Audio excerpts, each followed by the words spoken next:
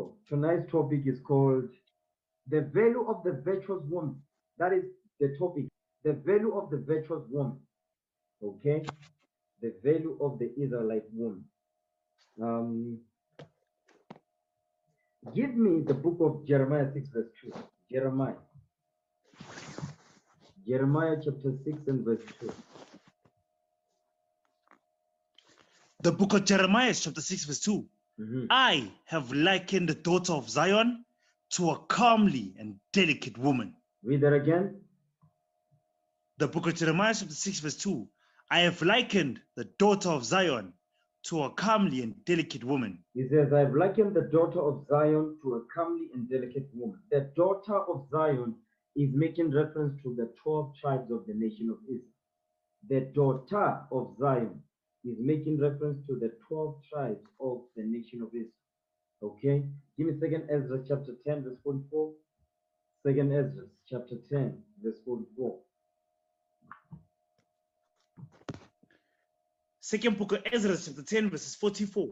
This woman whom thou sawest is Zion, and whereas she said unto thee, even as she whom thou seest as a city builded. Read that again. Second book of Ezra, chapter 10, verses 44. This woman whom thou sawest is Zion. So this woman that you see is Zion. The woman that you see is Zion. Come on. And whereas she said unto thee, even she whom thou seest as a city builded. As a city builded. So this woman transformed into a city, because this is making reference to the 12 tribes of Israel. So those two pieces that we went over is making reference to all 12, likening the daughter of Zion, the 12 tribes of Israel, to a comely and beautiful woman. Now, give me the book of Isaiah, Isaiah chapter 4. Isaiah chapter 4 and verse 3. Actually, you know what? Read Isaiah chapter 4 and verse 4. Isaiah 4 verse 4. The book of Isaiah, chapter 4, verses 4. When the Lord shall have washed away the filth of the daughters of Zion. When the Lord shall have what? When the Lord shall have washed away the filth of the daughters of Zion. The daughters of Zion is making reference to the women. Is making reference to the sisters now. Daughters, plural. Daughters of Zion is making reference to our sisters. Read that verse again. The book of Isaiah, chapter 4, verse 4. Come on. When the Lord shall have washed away the filth of the daughters of Zion. The filth is going into the disrespect, okay?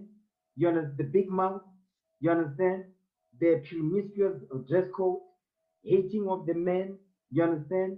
Not wanting to take care of the children, not wanting to get married, hoarding themselves, you understand? That is what it's going into when it says the filth of the daughters of Zion. Read on. And shall have purged the blood of Jerusalem from the midst thereof by the spirit of judgment and by the spirit of burning. So now we're going to go into what? Into the cleansing of the daughters of Zion, bringing honor and value to understand the value of the Israelite woman, the daughters of Zion, to understand their value. Okay? Read that again, verse 4. Read it again. The book of Isaiah, chapter 4, verse 4. When the Lord shall have washed away the filth of the daughters of Zion, and shall have purged the blood of Jerusalem from the midst thereof by the spirit of judgment and by the spirit of burning. So now we're going to deal with because the Lord is going to do that. Okay? The Lord is already doing that by waking us up this day, by waking us up so that we can be able to go out there to teach our people, to set ourselves in order in the spirit of Christ, and to teach our sisters so they can understand their importance and their role in this truth. You understand? In God's divine order. So now the sisters are going to learn their value this day.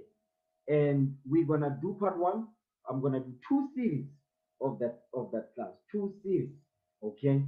The first value that the Israelite woman had is that, because I went over this just similar to this one back in the day. So now there's a lot more stuff that I want to bring up. Okay? The first point that we're going to start with is the daughter, the Israelite woman. She understands the order of God. You understand? That is the first thing that the Israelite woman understands. That is the first value that the Israelite woman has. She understands the order of God. We're going to deal with that thing, okay? Give me that in 1 Corinthians 11, verse 1. You understand? We're going to go over the value of the Israelite woman. The first one is the Israelite woman understands the order the Most High God has set up. 1 Corinthians chapter 11, verse 1. Let's start there. First book of Corinthians, chapter 11, verse 1. Come on. Be ye followers of me, even as I also am of Christ. So the Apostle Paul is teaching us, is writing to the church of Corinth, but he's really talking to the all 12 tribes this day. Be ye followers of me, even as I also am of Christ. Because the Apostle Paul, he followed Christ. You understand? Watch this. Give me the book of 1 Peter 2. 1 Peter chapter 2, verse 24.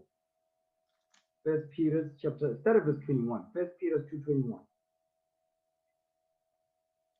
First book of Peter, chapter 2, verses 21. Come on. For even hereunto were ye called, because Christ also suffered for us, leaving us an example, that ye should follow his steps. So now Christ left us an example that we should walk after his footsteps. Okay, come on. He's going to explain what those footsteps are. Next verse. Who did no sin. Who did what? Who did no sin. Who did no sin. He didn't break no law. He kept the commandments that the Most High God gave unto him.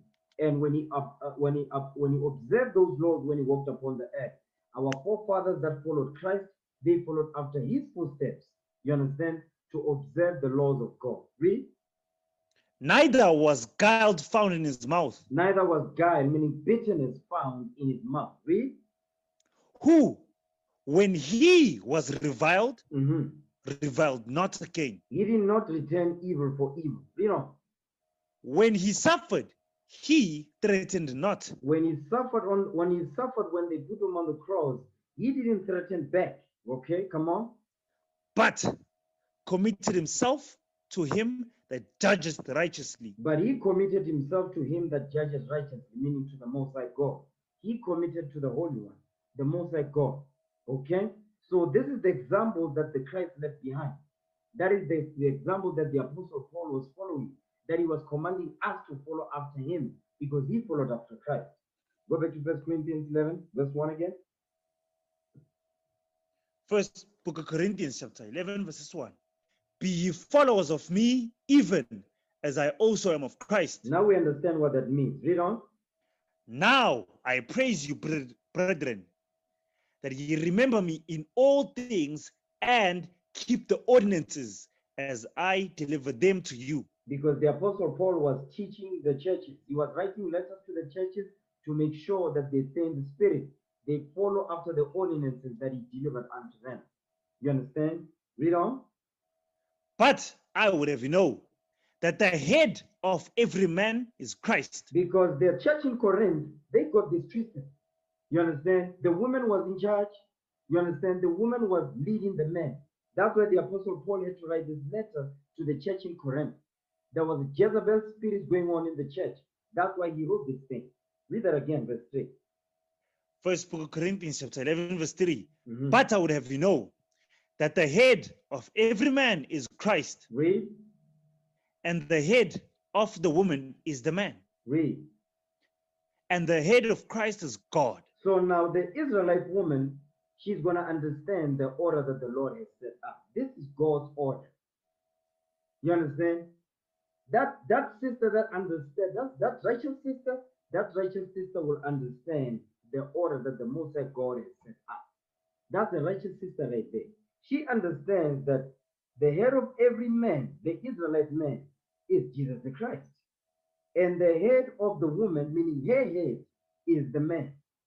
And the head of Christ is God. She understands that. You understand? Because there is value in understanding the ordinances that the Lord has set up. Because once you understand them, you humble down and submit yourself to those ordinances. There's power in that thing. But in society, our sisters have been taught that when you submit, it makes you look weak. That is not what God said. The reason why Adam and Eve, before they sinned, they were what we call today the power couple. Because Adam was in power, guess who was empowered? The black woman. Eve was empowered when Adam was in power. That is one thing that the black women don't understand. But we're here to bring you to that understanding so you can be elevated to the high level of thinking when it comes to this Bible. Read verse 3 again. First book of Corinthians, chapter 11, verse 3. But I would have you know that the head of every man is Christ, and the head of the woman is the man, and the head of Christ is God. Now, this is God's divine order. You understand? The Israelite woman, that righteous sister, she's going to understand this thing and she will humble down to this order right here because she understands the power in submission. You understand? Watch this. Now, you see when it says the head of the woman is the man, this righteous sister, she understands that without the man in her life, without a leader over her head, she knows that she's going to be spoiled. You understand? She is going to be spoiled. She understands that. That's that righteous sister. That is that virtuous woman. The virtuous woman, let me get the definition of that. Okay? The definition of virtuous. Hold on a second. Let me share my screen so we can understand this thing. Okay, read that. The definition of virtuous. The definition of the word virtuous, an adjective, having or showing high moral standards. Read that again. The definition of the word virtuous, it's an adjective, having or showing high moral standards. You see that thing? Having or showing high moral standards. That's a virtuous woman. Okay? That is a virtuous woman right there. The virtuous woman. Okay? Now, let's read the synonyms. Read that. Righteous. Righteous. That's a biblical word. Righteous. Give me that in Deuteronomy 6:25. Deuteronomy chapter 6, verse 25. The virtuous woman, she's going to understand the order that the Lord has set up. And one of that order is she needs to have a head, or she needs to have a hedge over her head. You understand? Deuteronomy chapter 6, verse 25. Read that. The book of Deuteronomy chapter 6, verse 25. And it shall be our righteousness. Come on. If we observe to do all these commandments before the Lord our God as he had commanded us. So now, that's righteousness. That's a virtuous woman. You understand? A virtuous woman is a righteous woman. She understands the order of God, the value of the virtuous woman. Read that. Go back to the definition on the screen. Read the definition again. The definition of the word virtuous, adjective, having or showing high moral standards. Having or showing high moral standards. Meaning this sister, guess what? She's got a very high moral standard. What are those moral standards? Righteousness, the laws of God. She will defend, she will stand up for them, she will submit and humble herself to the laws of God because she understands there's power in that thing. That's the mind state of a virtuous woman. You understand? Read the synonyms. Righteous, good, moral, morally correct. Morally correct. Come on. Ethical. Ethical. She understands the ethical. What it means to be righteous. Because that's what it means to be ethical. Righteous. Upright. Read the next one. Upright. Upright. Upright. Give me that in Psalms chapter 15. Psalms 15 verse 3 real quick. Psalms chapter 15.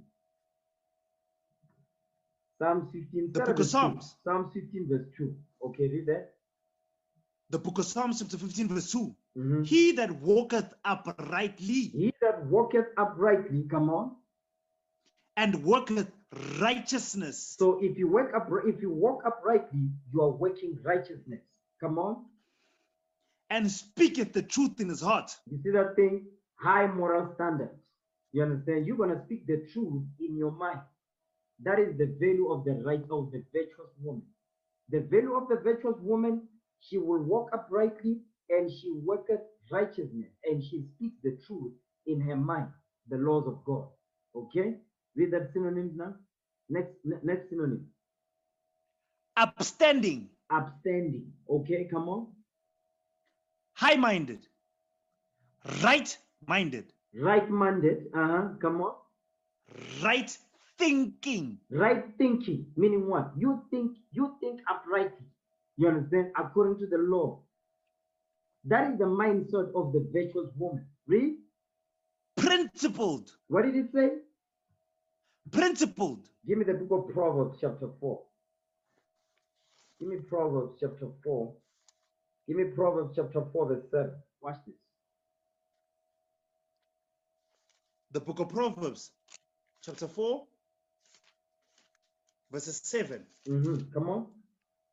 Wisdom is the principal thing. Wisdom is the principal thing. Wisdom is the principal thing. Come on. So for you to have principles, that means you have wisdom. Read. Therefore, get wisdom. Therefore, get wisdom. Read on. And with all thy getting, get understanding. And with all thy getting of this wisdom, you're gonna get understanding. You understand? You are principled. You've got wisdom. Go back to the definition. Read that part again. Principled, exemplary, Exemplary.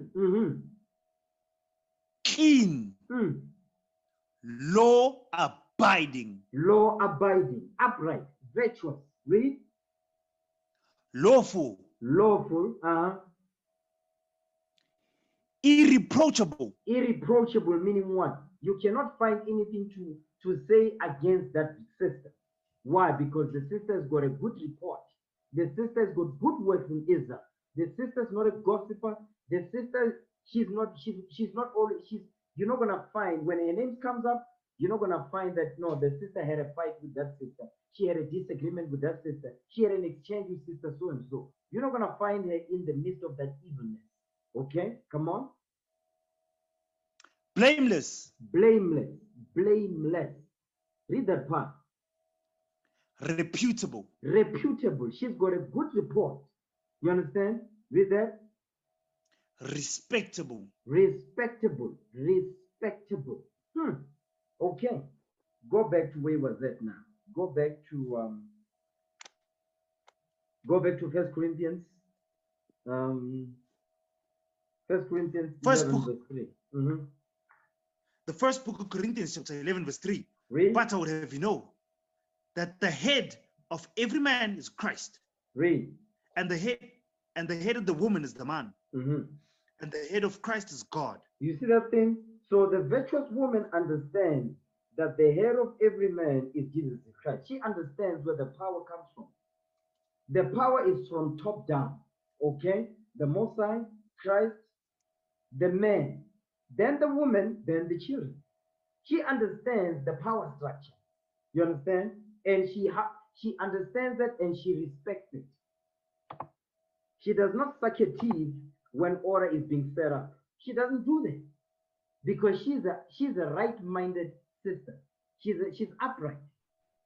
She thinks righteously. You understand? Read that again, verse 3. I want this verse to sink in. First book of Corinthians, chapter 11, verse 3. But I would have you know that the head of every man is Christ, and the head of the woman is the man. And the what? And the head of the woman is the man. And the head of the woman is the man. The head of the woman is the man. The head of the woman is the Israelite man. You understand? The virtuous woman or the virtuous sister, she understands this thing. And she respects it, she honors it. She's glad of it even. Because this is what this sister understands. Give me the book of Sirach 36:25. Ecclesiasticus chapter 36, verse 25. The book of Ecclesiasticus, chapter 36, verse 25. Where no hedge is, there the possession is spoiled. So this virtuous sister, this virtuous woman, she understands that if there's no hedge around her head, guess what? she knows that she's going to be spoiled as a possession. She understands that. So guess what she does? She makes sure that she pattern her life according to what this Bible says, so that the Most High God will appoint over her head that righteous man, that God-fearing man. You understand? The man that is known, that has got a good reputation, has got a good name, that honors and fears the Most High God of heaven and earth. You understand? Read that again, verse 25. Read that thing. The book of Ecclesiasticus, chapter 36, verse 25. Mhm. Where no hedge is, there the possession is spoiled. So now this virtuous woman understands this thing. It says there the possession is spoiled. Now let's get the definition of the word possession. Okay? Before we get the definition of possession, let's get the definition of hedge. Hedge. Okay? Where no hedge is, there the possession is spoiled. Okay, read that. Let me see. I want this is the definition I want. Read this one. Read definition 1 of the verb. Read that. The definition of the word hedge, verb, surround with a hedge. Surround with a hedge. Okay, watch this. Read that. Border, Border. Border. Okay, read that. edge, Edge. Edge. Edge. Read that. bound. Okay, now read this one. The definition of the word hedge, verb, protect oneself against loss. It says what? On protect oneself against loss. It says protect oneself against loss. To protect oneself against loss. Because the virtuous woman, she understands that if there is no hedge over her head, as a position, she's going to what? She's going to become spoiled. She's going to be left to the spoil. She understands that. Read that again. The definition of the word hedge, protect oneself against loss. Read on. On a bet or investment. Read that part again. Or bet or what? On a bet or investment. A bet or investment. Investment. Because if you're investing, if you have an investment, that means you have an asset. Okay? So if you don't have a hedge over your head as a sister, guess what? You're not going to become an investment. That means you are not an asset. You are a liability if you don't have a hedge over your head. You understand? Because your mind, that's what we read in Isaiah 4:4, when it says, when the Lord shall have washed the filthiness of the daughters of Zion. Because for you, when you have a hedge over your head, guess what? That filthiness is not going to be there.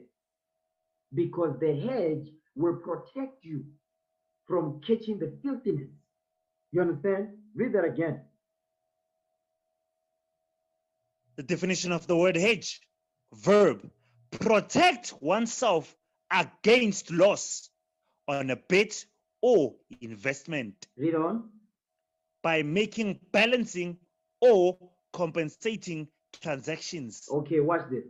Now, let's get the definition of safeguard. Okay? Read that. Safeguard, the definition of the word safeguard, a noun, a measure taken to protect someone or something or to prevent something undesirable. Read that definition again. The definition of the word safeguard. Come on. Noun, a measure taken. A what? It says a what? A measure a taken. measure. A measure. Meaning you go to great lengths, you understand, to protect someone. So the Most High God went to great measures, great lengths to protect the black woman. So how did the Lord do it? The Most High God set up Adam, the black man, over him to make sure that she's protected from something happening that is going to be undesirable. Meaning what? To protect the woman from becoming the filth that the nations now, the nations now look at our sisters. You understand? Because they are the twerk queens now, okay? They twerk, they don't know how to cook, disrespectful. They've got a big black mouth. Okay, all of that. They walk naked on the street because that's where the world has defined our sisters because the hedge is not there. You understand that? But the virtuous woman, she's gonna understand. I'm a position. I'm an investment. Once this investment is not protected, guess what happens to the investment? It becomes a liability. It becomes a loss. It becomes undesirable. You understand? People are gonna bet against it because it's inevitable that it's going to fall. Read that part again. Read the definition again. The definition of the word safeguard. Noun. A measure taken to protect someone or something, or to prevent something undesirable. Or to prevent something undesirable. To prevent something undesirable. So, well, guess what? That measure that the Lord has set up is the man, the black man. You understand? The Israelite man that keep God's commandments. That is your shield of protection because you are a possession. You are an asset. You understand? Sirach 36, verse 25. Read that thing. The book of Ecclesiasticus, chapter 36, verse 25. Read. When no hedge is, they, the possessions, is spoiled. It says, where no hedge is, when there's no protection, you understand? When there's no shield or defense or shelter or protection, guess what? The possession will be spoiled. The women are going to be spoiled. That's why you see our sisters today. They are spoiled because they hate and reject the protection of the black man. You understand? They want to be on top. They want to be equal or above the black man. Guess what? That's why you see the way the black woman is today. She's undesirable. Why? Because she rejects the hedge. She rejects the order that the Lord has set up. But the virtuous woman don't think like that. A virtuous woman thinks quite the opposite. She understands and respects the order that the Lord has set up because she trusts in the Most High. You understand? Jump up to verse 24. Watch this. Sirach 36, verse 24. Read that. He that getteth a wife beginneth a possession. He that getteth a wife does what? Beginneth a possession. Okay, read verse 24 again. The book of Ecclesiasticus, chapter 36, verse 24. Mm-hmm. He that getteth a wife beginneth a possession. Read. A help like unto himself, and a pillar of rest. Now watch this thing. Let's get the definition of the word possession. Okay? The definition of the word possession. Right. Read that. The definition of the word possession. Mm-hmm. Something that is owned or possessed. Something that is owned or possessed. Let's read the synonyms now. Read that. Asset. Stop right there. Read that part again. Asset. Asset. So, sister, you need to understand this thing. You are that investment, but for you to become an investment, we need to see the value in the investment. What is that value? The laws of God is where the value comes from. Submission, that's where the value comes from. Because once you submit, guess what? The man submits to Christ. You submit to your Lord. When you do that, you become an asset. When we submit to the Most High God, we become an asset in the sight of the Father. Likewise, the sisters, you need to submit to the black man because that's the order that the Most High God has set up. Then you become an asset. You understand? Let's get the definition of asset now. Read that thing. The definition of the word asset. Noun. A useful or valuable thing or person. You see that thing? You see what an asset is? It's something that is of value. Where do you get the value from? The value of a virtuous woman is understanding the order of God. That's the first value that the virtuous woman has. A virtuous woman, the first value she has, she understands the order of God. And she humbles down to that order that the Most High God has set up. That's the first value of a virtuous woman. You understand? Watch this. Read the synonyms. Benefit. advantage. Advantage. So when you have a Jezebel woman on you by your side, you have a disadvantage. You understand? Read. Blessing. Woo! That's some heavy stuff right there. Read the part again. Blessing. Blessing. Blessing. Blessing. Give me Sirach, chapter 26. Ecclesiasticus, chapter 26, and verse Ecclesiasticus 26, verse 13. Come on. The book of Ecclesiasticus, chapter 26, verse 13. The grace of a wife delighteth her husband, and her discretion will fatten his bones. And her discretion will fatten his bones. Why? Because this woman, she's not without discretion. She understands that her value is making sure that she becomes that asset to her husband. You understand? And the way she becomes an asset, guess what? It says the grace of a wife delighted her husband. Discretion is one of those qualities that a virtuous sister must have. You understand? Read on, verse 14.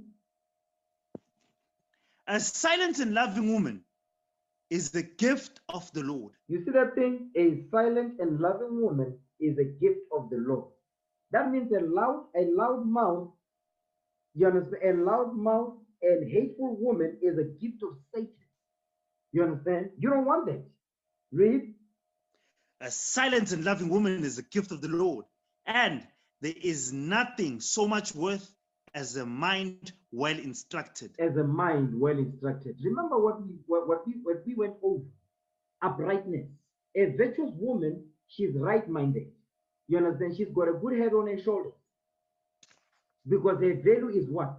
The laws of God.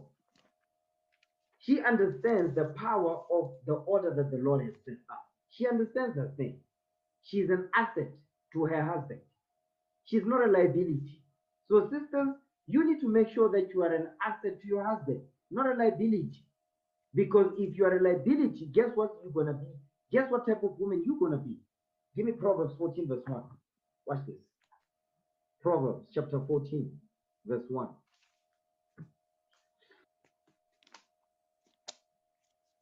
The book of Proverbs, chapter 14, verse 1. Read. Every wise woman buildeth a house, but the foolish pluck it down with her hands. But the foolish woman, she will pluck the house down with her hand. She's not going to be an asset to her husband. She's going to be a liability. You understand? For instance, the husband is working. Let's say both of you are working. Okay? Let's say both of you are working. As both of you are working, you just want to be shopping. You don't want to save money.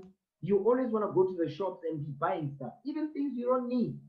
You just, every single time the money is in your hand, it's itching you. You just want to go out and be buying stuff. You are a liability. You're not an asset. Okay? Here you are, you're supposed to raise up the children, to teach the children. Guess what? The children are being raised up by television. You are a liability. You are not an asset. You understand? You always arguing with your husband about every little thing.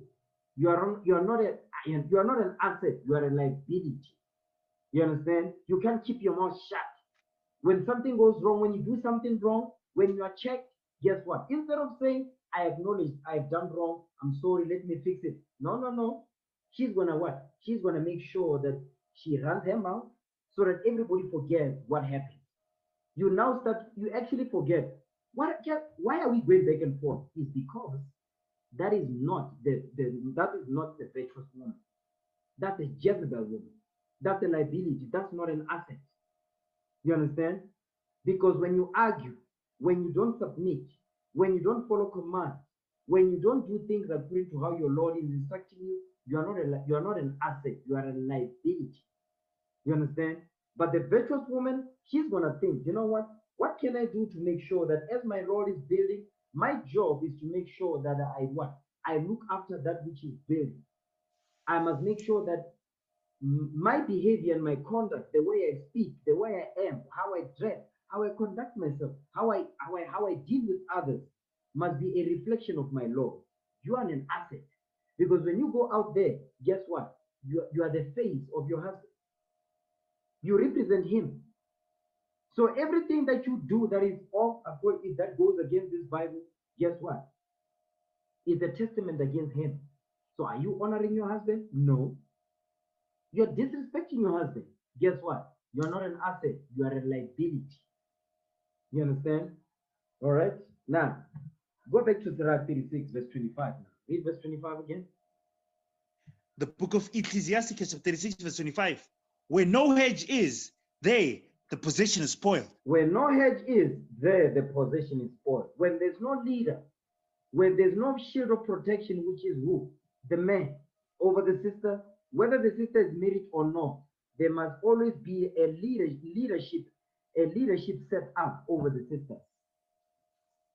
At any given point in time, there must always be a man of understanding over the sisters. Understand that? To make sure that they prepare themselves to become that asset that their Lord will be looking for, that the Most High God is looking for. You understand? All the time. Watch this. Give me the book of Isaiah chapter 5 verse 5. Isaiah chapter 5 and verse 5. We're dealing with point number 1. The virtuous woman understands the order of God. Read that. Isaiah 5 verse 5.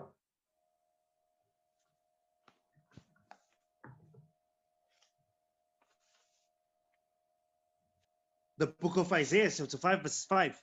And now go to, I will tell you what I will do to my vineyard. I will take away the hedge thereof. I will do what? And I will take away the hedge thereof. It says, I will take away the hedge thereof. I'm going to take away the shield of protection. You understand? The man is that shield of protection. So the Lord is saying, I'm going to take away the hedge thereof. Read. I will take away the hedge thereof, and it shall be eaten up. Come on. And break down the wall thereof, and it shall be trodden down. You see that thing? You see what happens when the hedge is taken away? Because now he's comparing the nation of Israel to a vineyard, a garden. You understand? He says, I'm going to take away the protection of this garden so that it be trodden down, it be broken down. You understand? So that's what he's saying right here. So the virtuous woman understands that if I don't have a hedge over my head, guess what happens? Read verse 5 again. Isaiah 5 and 5. The book of Isaiah, chapter 5, verse 5. Come on. Now go to, I will tell you what I will do to my vineyard. I will take away the hedge thereof, and it shall be eaten up, and broken down, and break down the wall thereof, and it shall be trodden down.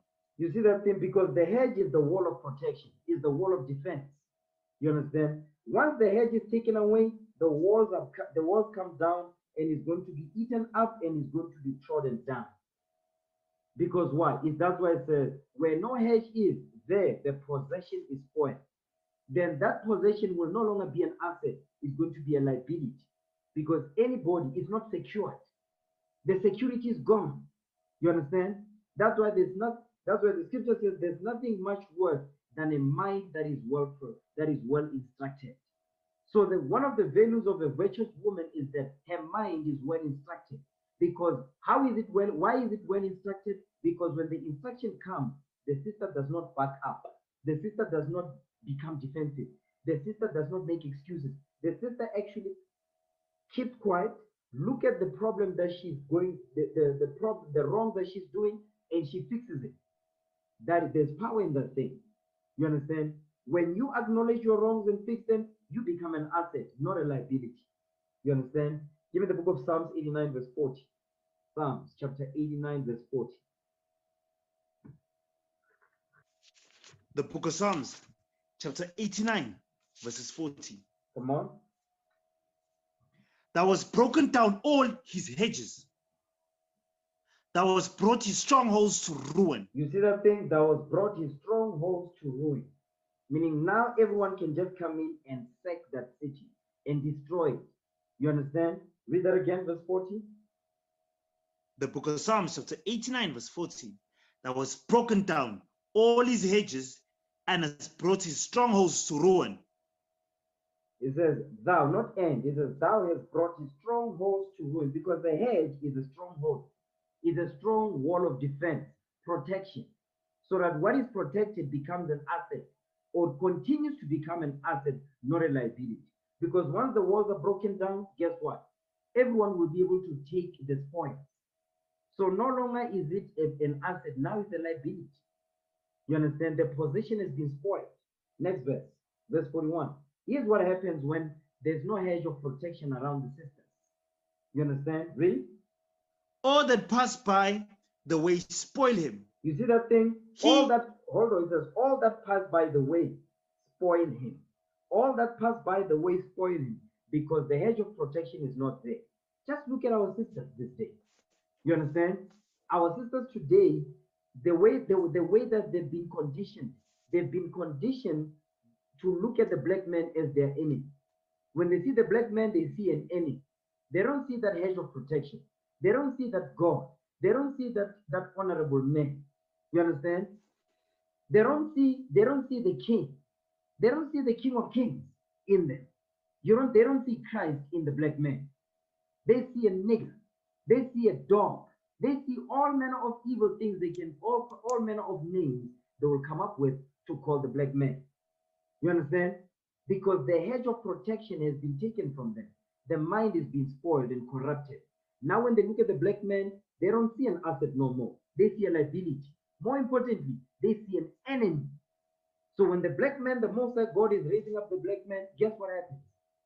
Now the black woman, she hates the fact that the black man is addressing the issues that exist in the nation of Israel. That includes the women, their conduct, their speech, how they teach their children, how they teach their husbands, their fathers, and their brothers. You understand? Read that again, verse 41.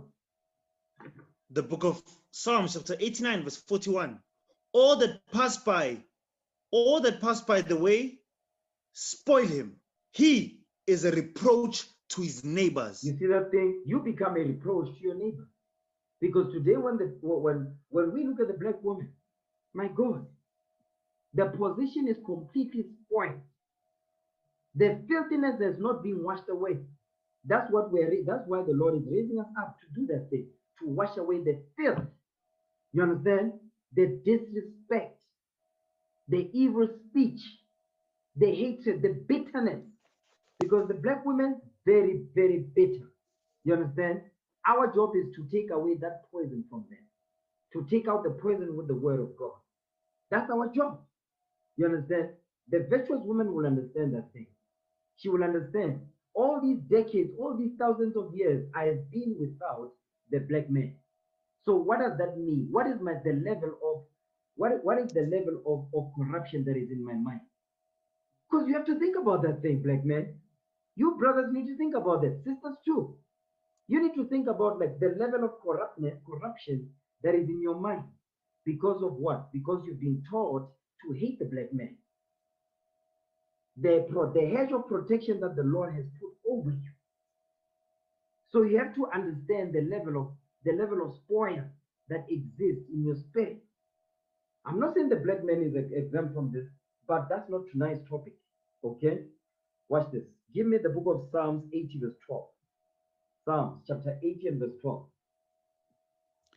The book of Psalms, chapter 80, verses 12. Mm-hmm.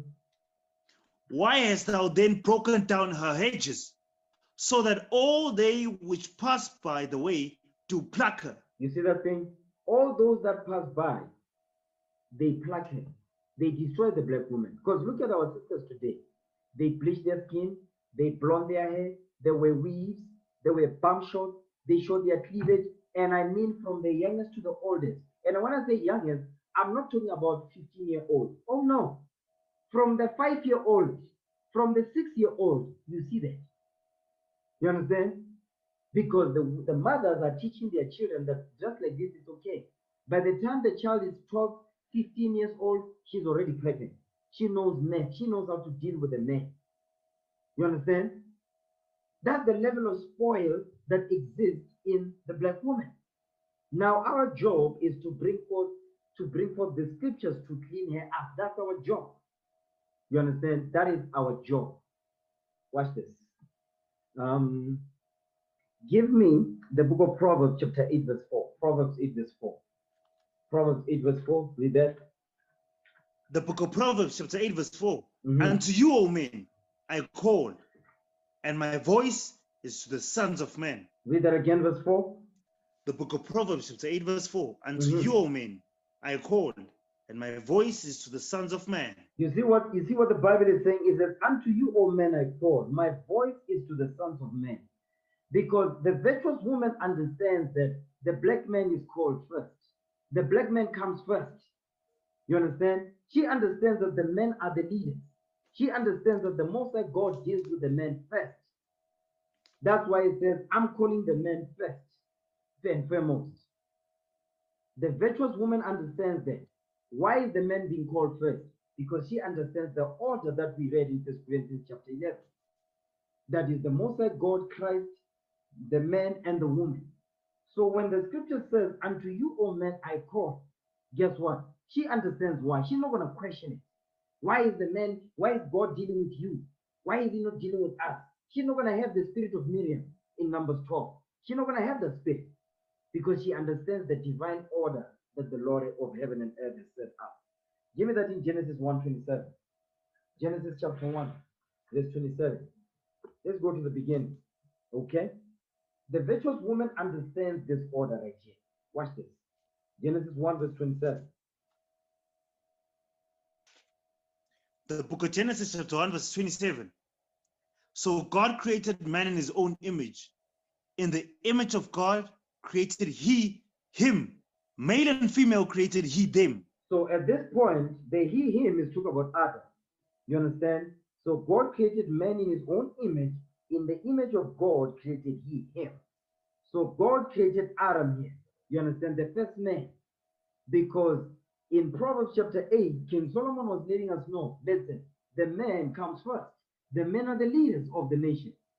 You understand? Society understands that, but when it comes to us, they want the black woman to be in the front. Because they understand that if the black man gets his mind right, the whole earth is going to bow down. They don't want that. Guess what? The black woman don't want that either. Because she's being taught that submission is weakness. But when you look at the white man, the white woman supports the white man 100%. You know why? Because she understands that the man is in power, and because he's in power, I'm empowered.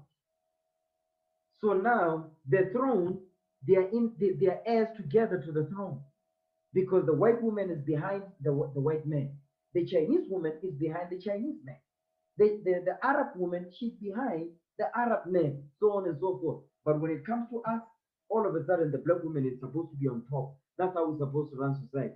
Letting you know this whole thing is a scam. You understand? So this class is designed to bring the black woman to a higher level of thinking, spiritual understanding. Genesis 2 verse 7. Genesis chapter 2 verse 7. Watch this. The book of Genesis, chapter 2, verse 7. Mm-hmm. And the Lord God formed man of the dust of the ground. Come on. And breathed into his nostrils the breath of life. And man became a living soul. So when Adam was created, Adam was given wisdom. Adam was given wisdom, power, and wealth. You understand? Adam was given wisdom, power, and wealth. Understand that beyond belief and eternal life. Read that again, verse 7. Okay? The book of Genesis, chapter 2, verse 7. And the Lord God formed man of the dust of the ground and breathed into his nostrils the breath of life. And man became a living soul. So now, I have a picture here so you can see. One sec. Let me see. So I want you to read that verse again. 1 second. Read that verse again. So brothers and sisters, I hope you can see the image. I hope you can see the picture. Read verse 2, verse 7 again. The book of Genesis, chapter 2, verse 7. Read. And the Lord God formed man of the dust of the ground, and breathed into his nostrils the breath of life, and man became a living soul. You see that thing? That what you see here, this is what you're looking at. That's Adam right there. You understand? That's an artist's impression. When the Most High God formed man, he formed Adam from the dust of the ground. Look at that thing. That's Adam right there. The first man that the Most High God himself, he fashioned from the dust of the ground. He was not a clone. You understand? Read that again, verse 7. The book of Genesis, chapter 2, verse 7. Mm-hmm. And the Lord God formed man of the dust of the ground and breathed into his nostrils the breath of life, and man became a living soul. And man became a living soul. Give me that in Wisdom of Solomon 7, verse 24. Wisdom of Solomon, I went over this before, so it's not nothing new for you. Okay? Wisdom of Solomon chapter 7, verse 24. Read that. Wisdom of Solomon, chapter 7, verses 24. Come on. For wisdom is more moving than any motion. Mm-hmm. She passeth and goeth through all things by reason of her pureness. Come on. For she is the breath of the power of God. For wisdom is the breath of the power of God. So Adam was given wisdom and power because wisdom is power. You understand? Adam was given power. That is one thing that the virtuous woman understands. The virtuous woman understands where her power comes from. She understands that her power comes from the power that the Lord gave to the what? To the black man. She understands that thing. So that when she looks at the black man that understands who he is, when she looks at the black man that keeps the commandments of the Most High God, guess what? She's going to look at the black man with respect, honor, and reverence, and deep respect for the black man. Why? Because the black woman, the virtuous woman, she understands the power that the Lord put in this man. She understands that thing. That's the virtuous woman right there. Read that again, verse 25. Wisdom of Solomon. Wisdom of Solomon, chapter 7, verse 25. For she is the breath of the power of God. She is the breath of the power of God. So Adam was given power. That's the wisdom he was given. Adam had power. All the power that the Most High God was able to put together, he gave it to Adam. And we come from that lineage of Adam. We are the sons of God. You understand? Give me that in Wisdom of Solomon 10, verse 1. Wisdom of Solomon, chapter 10, verse 1. Come on. Wisdom of Solomon, chapter 10, verse 1. Mm-hmm. She preserved the first formed father of the world. That's wisdom. Read. That was created alone. That was what? Created alone. Adam was created alone. He was the first man that was created. Read. And brought him out of his fall. That's something, a topic, a different topic altogether. Read on. Verse 2. And gave him power to rule all things. Read verse 2 again. Wisdom of Solomon, chapter 10, verse 2. And gave him power to rule all things. The Most High God gave Adam power to rule all things. All things, everything, and everyone. Adam was given this power. And all those that come from Adam's loins, guess what? They had power and dominion on earth. Understand that? You understand? So the virtuous woman understands where her power comes from. When the black man is in power, guess what happens to the black woman? She is empowered also. She is fully empowered. You become that power couple. You understand? Why? Because you understand where that power you have, the power, the empowerment that you have, you understand where it comes from. It comes from the divine order that the Lord has set up. And the Most High God has put that power in the black man. And that power, you get to share that power with him. You understand? And how do you share it? You submit yourself to this black man. That's how you become heir to the what? To the throne. You become heirs together to the throne, to the promise that was given to our forefather Abraham. Let me put it that way. Okay? Give me the book of 2nd Ezra, chapter 3, verse 4. 2nd Ezra, chapter 3, verse 4. Second book of Ezra, chapter 3, verses 4.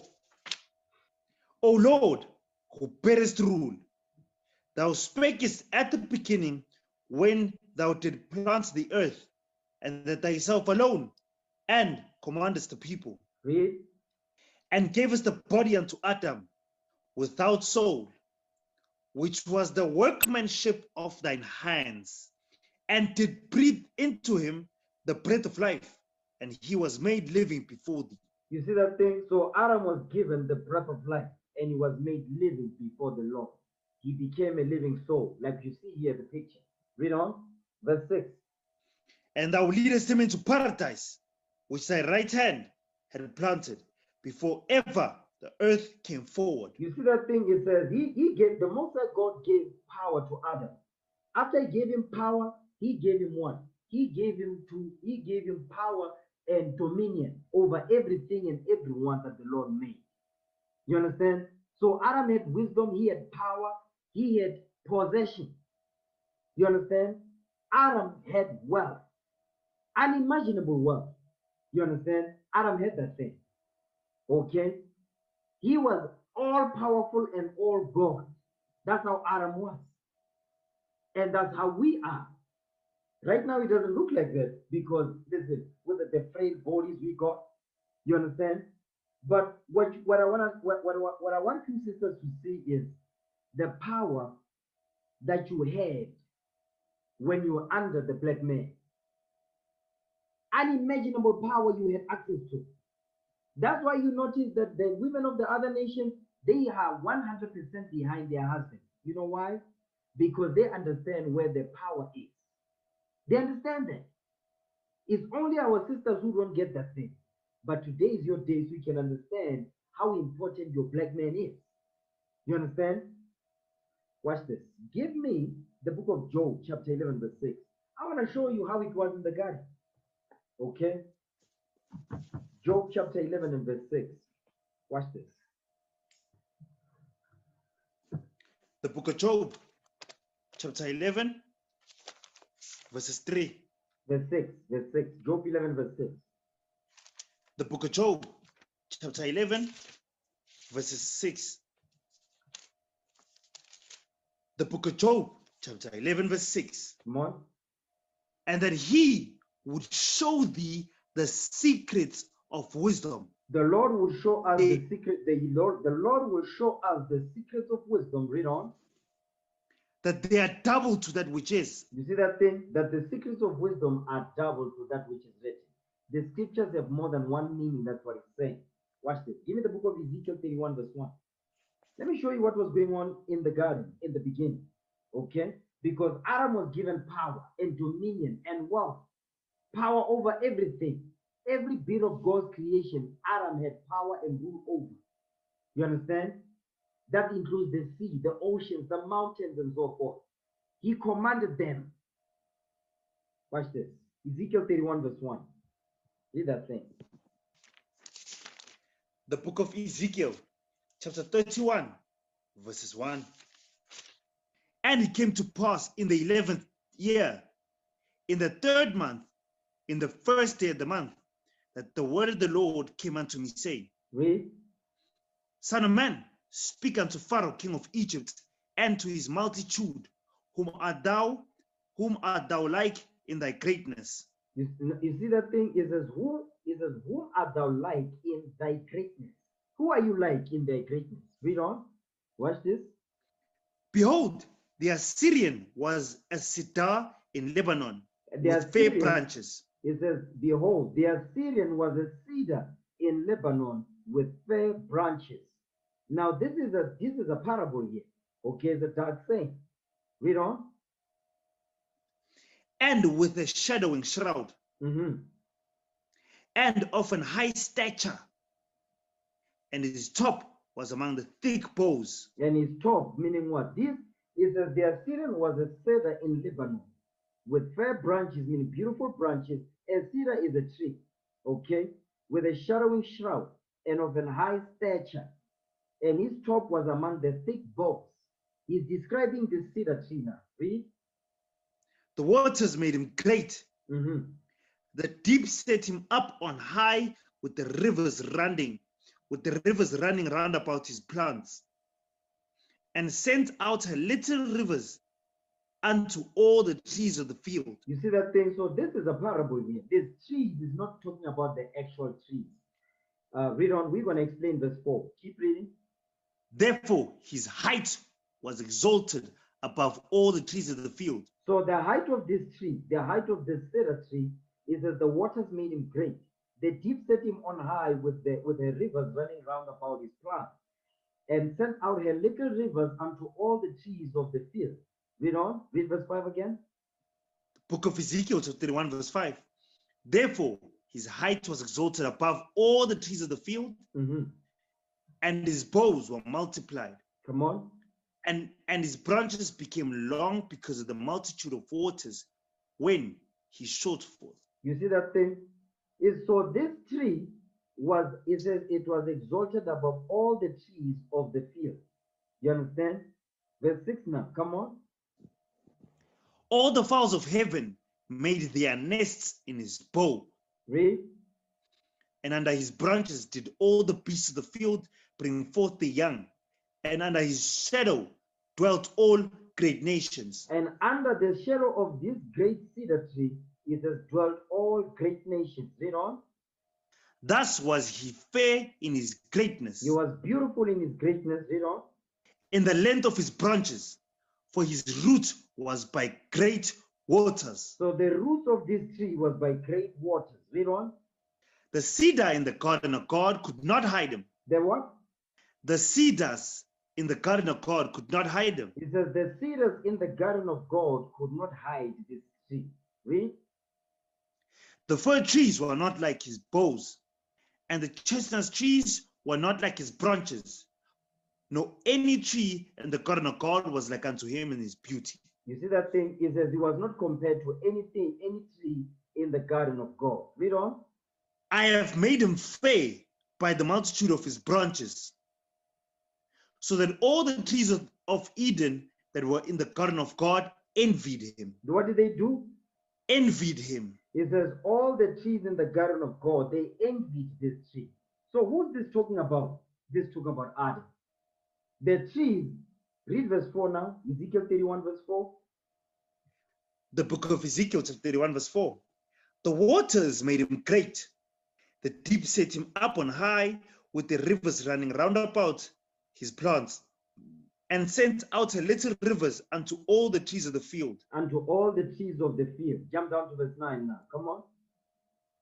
I have made him fair by the multitude of his branches, so that all the trees of Eden that were in the garden of God envied him.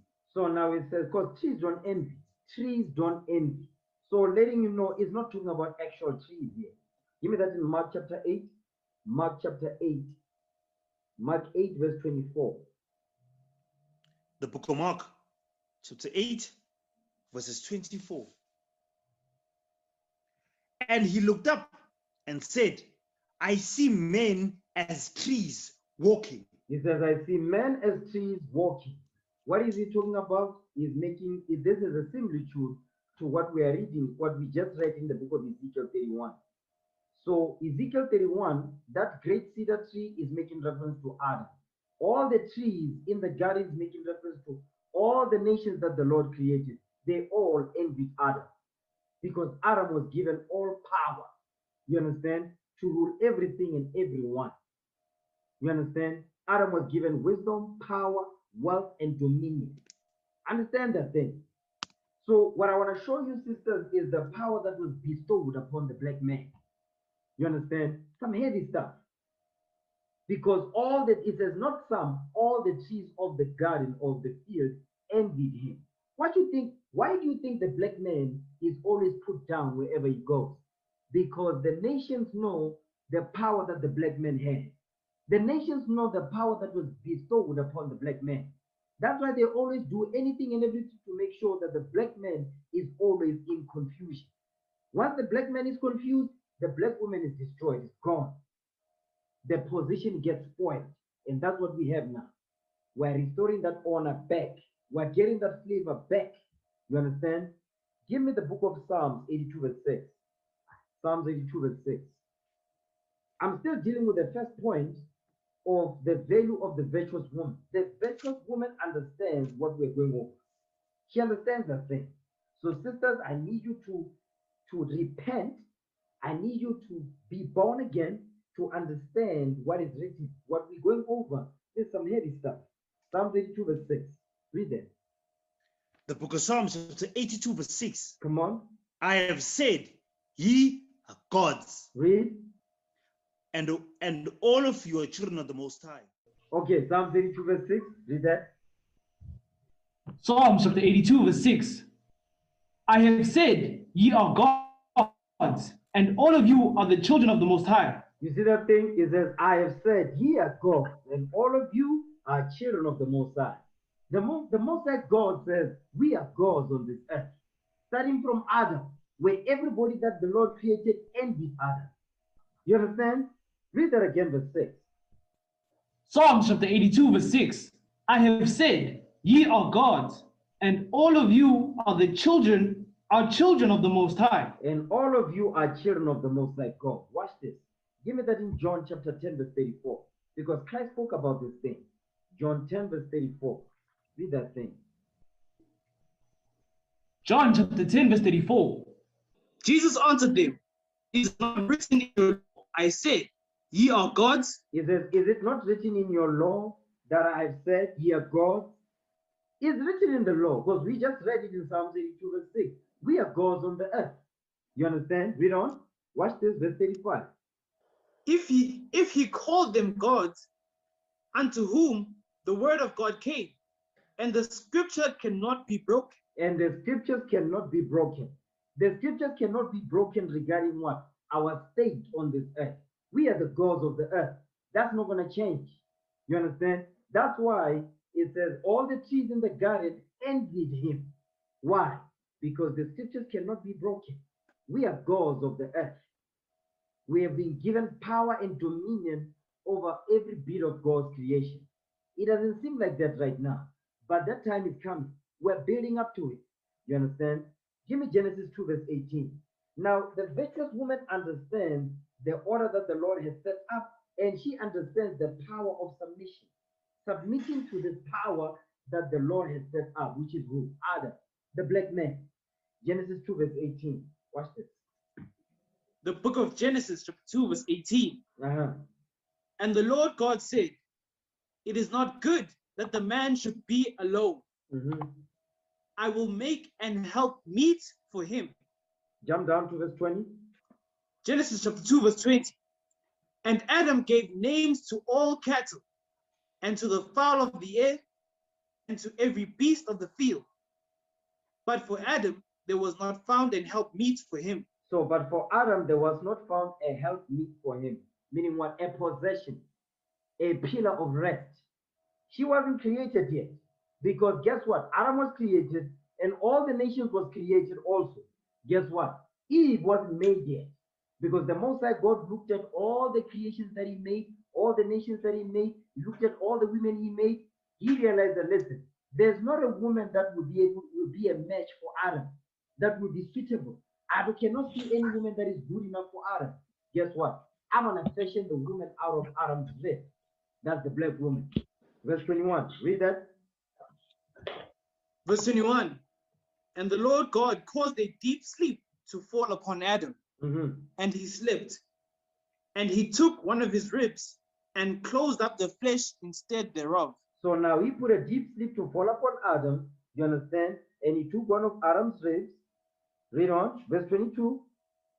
And the rib which the Lord God had taken from man, made he a woman, and brought her unto the man. You see that thing? That is the beginning of submission right there. After the Lord created Eve, Eve was taken and what? She was brought to Adam. Submission. You understand? Because Eve was not going to be by herself. Eve needed to be under a power that was set up on earth, and everybody envied that power. Eve was worthy enough to be fashioned out of Adam to be given to this power that was created, which is who? The black man. Read. And Adam said, This is now bone of my bones, and flesh of my flesh. She shall be called woman, because she was taken out of man. She shall be called woman because she was taken out of man. Watch this. Now, I have another picture that I want to show off, okay? So I can show you, brothers and sisters. All right? Just bear with me. Let me share this image right here. Read verse 22. Read verse 22 again. Look at that thing. That's a beautiful picture right there. Read verse 22 again. Genesis chapter 2, verse 22. Uh-huh. And the rib which the Lord God had taken from man, made he a woman and brought her unto the man. You see that thing? So Eve was taken from Adam. Because guess what? That power that Adam was given, the same power was used to fashion Eve out of him. Read next verse, verse 23 now. Come on. And Adam said, this is now bone of my bones Mhm. and flesh of my flesh. Come on. She shall be called woman Mm. because she was taken out of man. That's what you see right there. She shall be called woman because she was taken out of man. She was taken out of Adam. Look at that thing. That's a beautiful picture right there. Now, next verse. Come on. Verse 24. Therefore shall a man leave his father and his mother, and shall cleave unto his wife, Read. and they shall be one flesh. And they shall be one flesh. That's when they became that power couple. That's when they became that power on the earth. As a team, working together. Eve understanding where her power comes from. You understand? She was taken out of Adam. So the same power that was the power that was given to Adam, guess what? Eve was created out of that power. So in order for you to make sure that you function correctly, you are in your right state of mind, guess what? You need to make sure that you submit. You're always in submission to that same power. Because once you get disconnected from it, guess what happens to you? You become spoiled. You become a liability. You're not going to become an asset no more. You understand? Read on. Verse 25. Watch this. And they were both naked, the man and his wife, and were not ashamed. You see that thing? They were without sin because the power was on high. They were able to command because Eve was given some power, obviously under Adam. You understand? The thing that Eve did was only because of what? Because of instructions coming from Adam.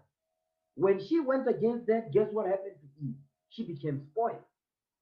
That position was spoiled because she got disconnected from the power that she was created out of. Understand that thing? So that's why now you see the black woman is crazy. The black man is crazy. Because once the black man gets hold of this Bible, guess what the black man is doing? The black man is getting his power back. Once the black woman gets her mind right, the black woman, she's going to be empowered from that power that was given to Adam. You understand? So this black woman empowerment that is talked about today, that will mean nothing. Because guess what? The black man is not empowered, like we are reading. So how can you be empowered? You are empowered, and they say black woman empowerment, and you are independent. That's not biblical. All of which those instruments are designed to make sure that you become even more spoiled. Because now you are independent and you are empowered. But guess what? Are you really empowered? No. You are empowered, but yet your black man is not in power, which is where the source of the power should come from. You understand? Coming back to the virtuous woman now, the virtuous woman understands that thing. She gets it. She understands it. She understands for me to get access to that power, I have to submit to the power that I was fashioned out of. Because you're created out of the man. That's why you are called woman. You understand? Now, watch this. Give me, now we're going to go to the second characteristic now. The second characteristics of the virtuous woman. The second characteristics of the virtuous woman understands her role. She understands her role in all of this. First, she understands the order that the Lord has set up when it comes to what? When it comes to order, divine order, that the man is the leader, the man is the head, the man is her hedge of protection. Secondly, the virtuous woman, she understands her role, why she was created, and what role she has to play in this creation. You understand? Give me that in 1 Corinthians chapter 11, verse 5. 1 Corinthians chapter 11 and verse 5. Read this thing. 1 Corinthians chapter 11 and verse 5. Read that. 1 Corinthians chapter 11 verse 5. Mhm. But every woman that prayeth or prophesieth with her head uncovered dishonoreth her head, Read. for that is even all one as if she was shaven. So now, when the woman is praying or prophesying, because when prophesying, you are doing what? You are moving in the spirit of Christ. The spirit of Christ is the same power that was used to form Adam. The same power that you were made out of. You understand? So understanding that power, guess what you need to do? You need to make sure, because your covering is a sign that you are under submission to what? To your head. That's why you have that head covering. You understand? Watch this. Jump down to verse 7. Read verse 7 now. 1 Corinthians chapter 11 verse 7. Actually, you know what? For a Start at man verse- indeed, Start at verse 6. Start at verse 6. Read verse 6. 1 Corinthians chapter 11 verse 6. Mhm. For if the woman be not covered, For if the woman be Let her not, also- hold on. For if the woman be not covered, you understand? If the woman be not, if she is not covered, meaning if she's not under the covering of the man, because that your head covering is the symbol to show that you are under the subjection of a man, a leader, a power over you. You understand? Read. for if the woman be not covered, let her also be shorn. But if it be shame for a woman to be shorn or shaven, let her be covered. You see that thing? It says, let her be covered, because you're supposed to be covered to show that actually you are under the power of the man or the hedge that is being set over you. You understand? Read on, verse 7. For a man indeed ought not to cover his head, for as much as he is the image and glory of God. The man is the image. But the woman, Hold on. The man is the image and glory of God. That's what we read in Genesis 2, verse 7. The man is the image and glory of God. Read on. but the woman is the glory of the man. But the woman is the glory of the man. But you see that part when it says, read verse 6? I just want the first part of that verse. 1 Corinthians chapter 11 verse 6. Mhm. For if the woman be not covered, Now jump down to the last part of the verse. Verse 6. The last part of verse 6.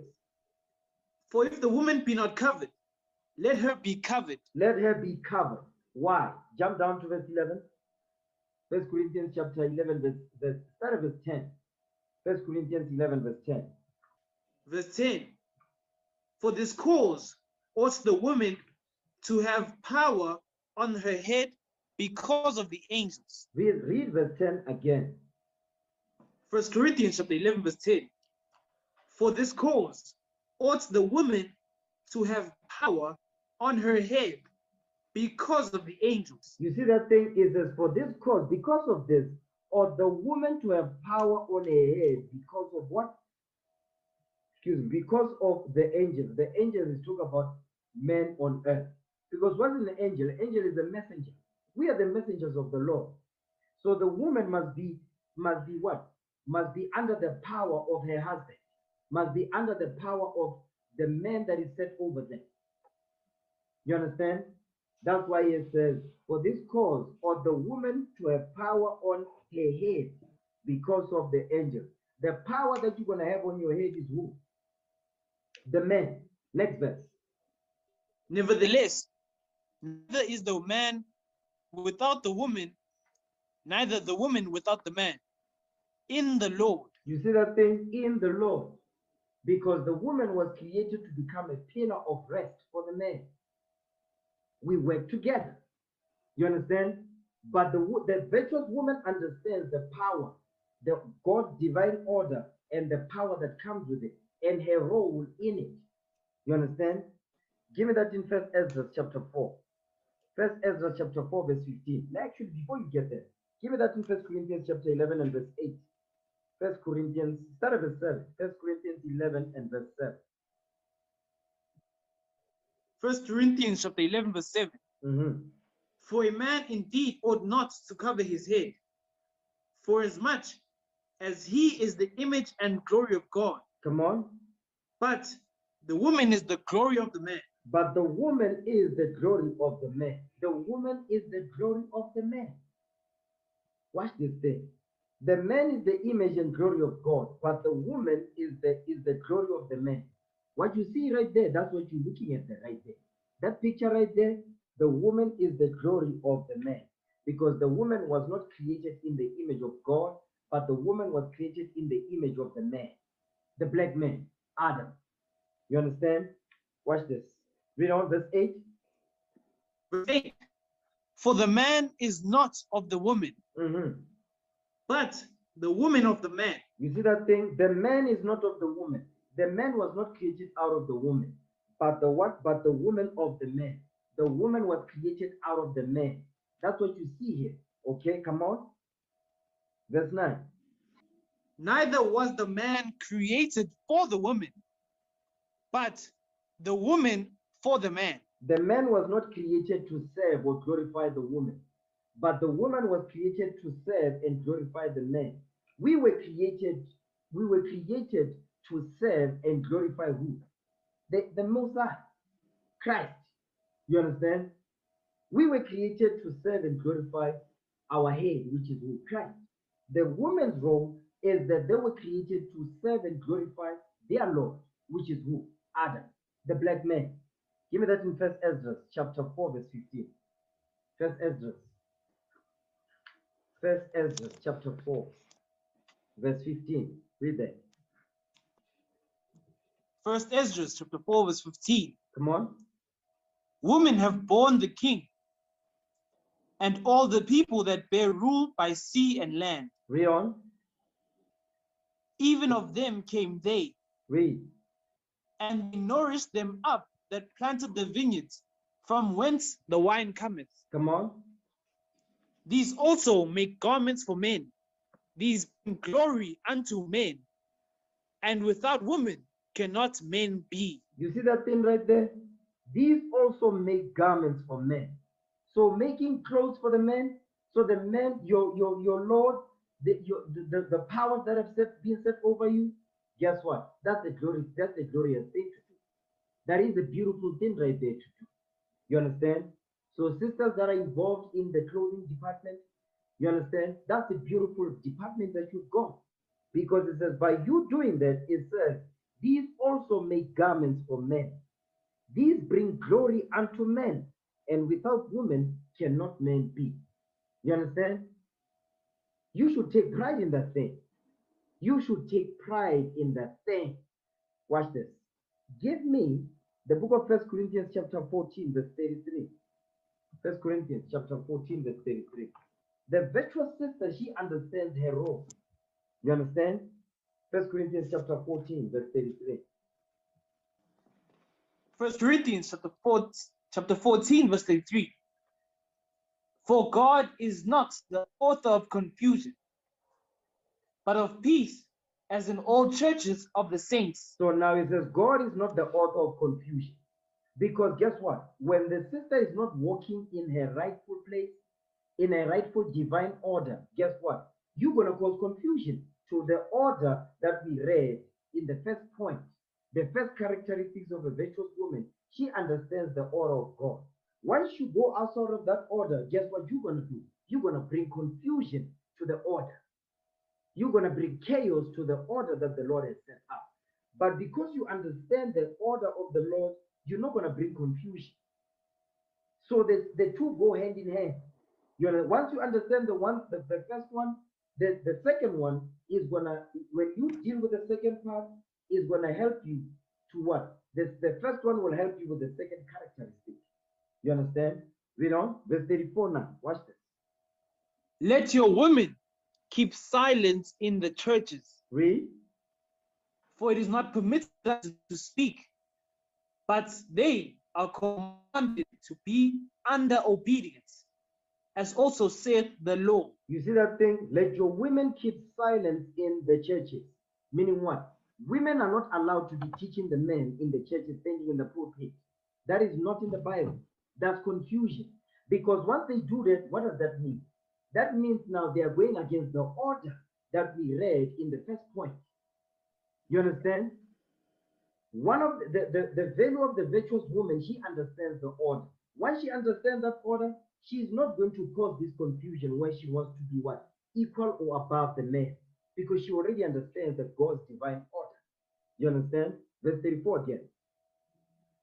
1 Corinthians chapter 14, verse 34. Read. Let your women keep silence in the churches, Mhm. for it is not permitted unto them to speak. Read. They are commanded to be under obedience. Also saith the law. It says, but they are commanded to be under obedience, as also saith the law. Watch this. Give me the book of Genesis 3, verse 16. Genesis chapter 3, verse 16. This is the law the Apostle Paul is referencing. Okay? Genesis 3, verse 16. Read that. Genesis chapter 3, verse 16. Unto the woman he said, I will greatly multiply thy sorrow, conception. And thy conception. Read that part again. And thy what? I will greatly multiply thy sorrow and thy conception. So now it says he's going to multiply the woman's sorrow and conception, because this is after Adam and Eve has sinned through Eve. You understand? That's why today, sisters, you get menstrual cramps. You understand? And child labor pains. You have pains when you give birth. Why is that? It's because of disobedience that happened during the time of Genesis. You understand? That's why every month you get those menstrual cramps. Why? It's a reminder of what happened during the time of Genesis. So those things are there to remind you. Those things are there as a memorial of your disobedience. You understand? Read that again, verse 16. Genesis chapter 3, verse 16. Unto the woman he said, I will greatly multiply thy sorrow and thy contention. Mm-hmm. In sorrow thou shalt bring forth children, and thy desire shall be to thy husband, Come on. and he shall rule over thee. And he, your husband, shall rule over you. Your husband shall have power over you. Because the Most High God gave power to the husband. Guess what? That power, you get access to it when you submit yourself to that man. You understand? Watch this. Give me the book of 1 Timothy 3, verse 5. 1 Timothy chapter 3 and verse 5.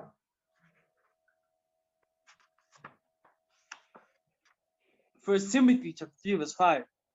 For if a man know not how to rule his own house, how shall he take care of the church of God? You see what it's saying? If a man know not how to rule his own house, how shall he take care of the church of God?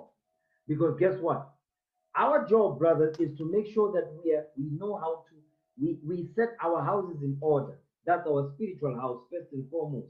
Then you're going to be able to take care of the church of the Most High God. And the house that you're also going to be able to rule over is the house with your wife and your children. You understand? Because the Lord has given you that power in the house. And that power that you have, you represent Christ in the house. The woman represents the disciples in the house. You understand? That's the mystery of marriage. It represents Christ and the church. So guess what? The man represents Christ in the house. The woman represents the disciple. You understand? Watch this. Give me that in Genesis 18, verse 18. Because our forefather Abraham, he knew how to rule his house. And guess what? Our foremother Sarah, she was in complete subjection to that power that she was set under. You understand? Genesis 18. Genesis 18, verse 18. Read that. Genesis chapter 18, verse 18. Mm-hmm. And Abraham shall surely become a great and mighty nation, and all the nations of the earth shall be blessed in him. So now our forefather Abraham, he says, he shall surely become, surely, meaning it's a fact. Okay? You will become a great and mighty nation, because we come out of that lineage of our forefather Abraham. And all the nations of the earth shall be blessed in him, all 12 tribes. Watch this, verse 19. For I know him, that he will command his children and his household after him, and they shall keep the ways of the Lord, to do justice and judgment, that the Lord may bring upon Abraham that which he hath spoken of him. So now the Lord, he knew that Abraham is going to command his house. He's going to rule his household. You understand? He will rule his household according to the Bible. And guess what? Our foremother Sarah, she submitted to that power that Abraham was given by the Lord. Watch this. Jump up to verse 12. This is the example of that I know that Abraham will command his children and his household. That's going into what? His wife, you understand, his children, and the servants that were under Abraham's domain. You understand? Genesis 18 verse 12. Read that. Genesis chapter 18 verse 12. Therefore Sarah laughed within herself, saying, After I am waxed old, I shall have pleasure, my Lord being old also. What did she say? Saying, after I am waxed old, shall I have pleasure, my Lord being old also. My Lord, my Lord, my Lord being old also. You see what she understood? She understood that thing. My Lord. Let's understand. Let's see what the definition of my Lord is. Okay, Lord. Let's see. That's it right there. That is it right there. Let's get the definition of Lord. Okay. Okay, read that. Read that definition. That one. The definition of Lord: a man of noble rank or high office, a nobleman. You see that thing?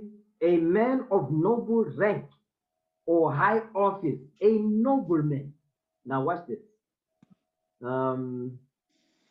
This is the one we want. Here's another one.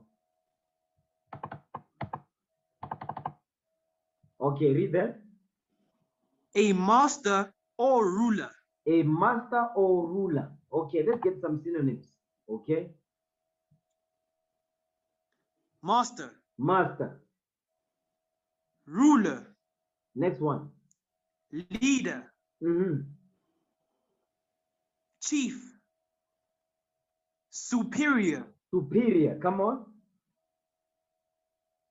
Monarch. Monarch. Read. Sovereign. Read that one. King. What did he say? King. Now read Genesis 18 verse 12. Watch this thing. I want you to replace my Lord with king. Okay? Genesis chapter 18 verse 12. Therefore Sarah laughed within herself, saying, After I am waxed old, shall I have pleasure, my king being old also? You see that thing? My king. My Lord means my king. My king being old also. You see what she understood? She understood the God's divine order. That Abraham was a king. You understand? A king, a ruler, a leader, a master. And she was a mistress. Let's get the definition, because some of you might be frowning upon that thing. Mistress. Okay. We need the no, don't look at that all that this read that. Don't be looking at that part. No. Now that part, that today's definition of mistress is being completely destroyed. Okay. Let's look at this one. Read that. The definition of mistress. Mistress is an old form of address for a woman. For a woman. A woman, mistress, come on. It implies lady of the house. Lady of the house. Lady of the house. Come on. Especially a woman who is head of a household with domestic workers. Meaning what? With servants. Our foremothers, they had servants. You understand? So the true definition of the word mistress, it means what? You are the lady of the house. And guess what? You have servants under you. So the power that Abraham had, Sarah, she fed off of that power because she also had power over the servants that she had, her maidens. You understand? So when you say my Lord, the sisters don't really understand the heaviness of that thing. Because the power that your husband has, guess what? You're gonna feed off of that power. And you're gonna use that power to rule over what? To rule over your servants, your maidens, your helpers. You see that thing? That's how it's going to be in the kingdom. You understand? Go back to Genesis 18, verse 12. Read that again. Genesis chapter 18, verse 12. Mhm. Therefore Sarah laughed within herself, saying, After I am waxed old, shall I have pleasure, my Lord being old also? You see that thing? Because Abraham commanded his house. He was the master of his house, his wife and his children, and all the servants. You understand? And all the servants. Watch this. Give me Genesis 16, verse 1. Real quick. I just want to give an example that I gave that when it says mistress. Genesis 16, verse 1. Genesis chapter 16, verse 1. Come on. Now Sarai, Abram's wife, bare him no children, and she had an handmaid, an Egyptian, whose name was Hagar. Come on. And Sarai said unto Abram, Behold now, the Lord had restrained me from bearing. I pray thee, go in unto my maid. It may be that I may obtain children by her. Come on. And Abram hearkened to the voice of Sarai. Because now our foremother Sarah, she couldn't conceive. She could not have children. So now she said to our forefather Abraham, listen, go in unto my handmaid, you understand?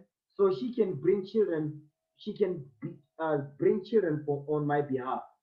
She was what? She was a surrogate. You understand? Read. And Sarai, Abram's wife, took Hagar, her maid, the Egyptian, after Abram had dwelt 10 years in the land of Canaan, and gave her to husband Abram to be his wife. Come on, watch this. And he went in unto Hagar, and she conceived. And when she saw that she had conceived, her mistress was despised in her eyes. Meaning what? She started to disrespect our foremother because our foremother couldn't have children. Now she had a child by Abraham. Now she's being disrespectful to her mistress, to the lady of the house. Because remember, she's a servant, she's a slave. Now she's being disrespectful to the mistress now, the lady of the house, our foremother. Next verse. Watch this. And Sarai said unto Abram, My wrong be upon thee. I have given my maid into thy bosom. And when she saw that she had conceived, I was despised in her eyes.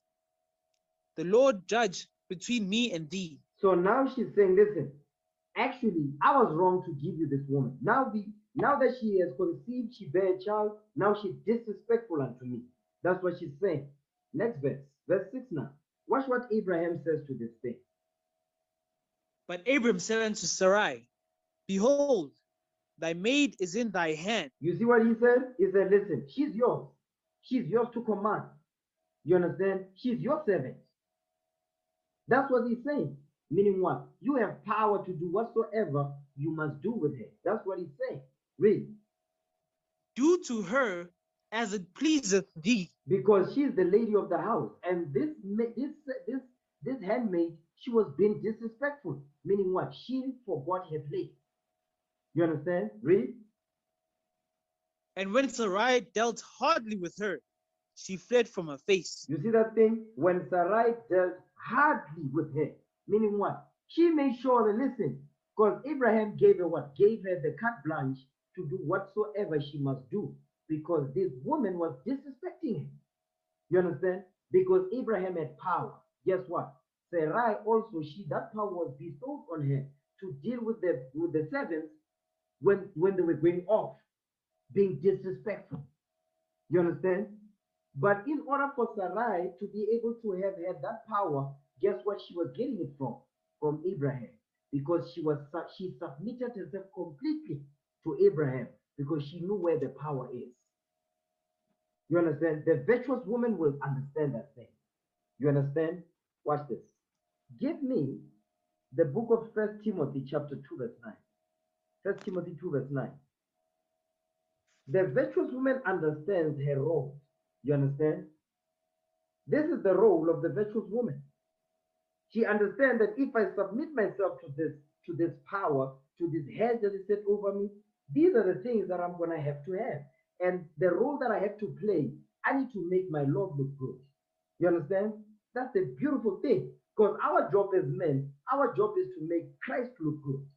You understand? The job of Christ is to make the Most High look good. You understand? Give me that in 1 Timothy 2 verse 9. Read that. 1 Timothy chapter 2 verse 9. Come on. In like manner also, Mhm. that the women adorn themselves in modest apparel. Stop right there. That what? That women adorn themselves in modest apparel. That women adorn themselves in modest apparel, meaning you must dress up in modest apparel. The apparel that the Lord has ordained for women to dress in. Because when you dress that way, guess what? You represent your Lord. You represent your King. Because guess what? When you dress up in the type of dress code that your cleavage is showing, your thighs are showing, you understand? The crack of your behind is showing. Guess what? The utmost disrespect that you can do to the black man, just like that. The reason why the black man today is okay with that is because his mind is corrupt. He doesn't know that actually I'm being disrespected by this woman. She's not honoring me the way she's dressed up. But because the black man is corrupt, that's why he's okay with that. You understand? The mind is gone. Okay? Read on. With what? With what? Read that part. With shamefacedness. With shamefacedness. With shamefacedness. Because for you to be able to dress up in modest apparel, that means your mind is well instructed. You understand? Your mind is well instructed. You understand where your value is. The virtuous woman understands her value. She understands her honor. She understands that my body is sacred. My body is an asset and is an asset to the investor. Who's the investor? The husband. Nobody must be able to have access to the assets. No. Only the husband has access to those assets. The minute you start to mistreat the assets, you don't invest anymore, guess what happens to those assets? It becomes a liability. You understand? It becomes a liability. You have to short the stock. That's what they say. That's how they call it. You short the stock. You understand? Read on. With shamefacedness and sobriety. Not with braided hair, or gold, or pearls, or costly array. So the apostle Paul is not saying women must not what? They must not braid their hair. He's not saying that. He's not saying you mustn't put on beautiful gold ornaments and all, or pearls or costly array. He's not saying that. He's saying that must not be your value. Your value must not be in you must not put that above the laws of God.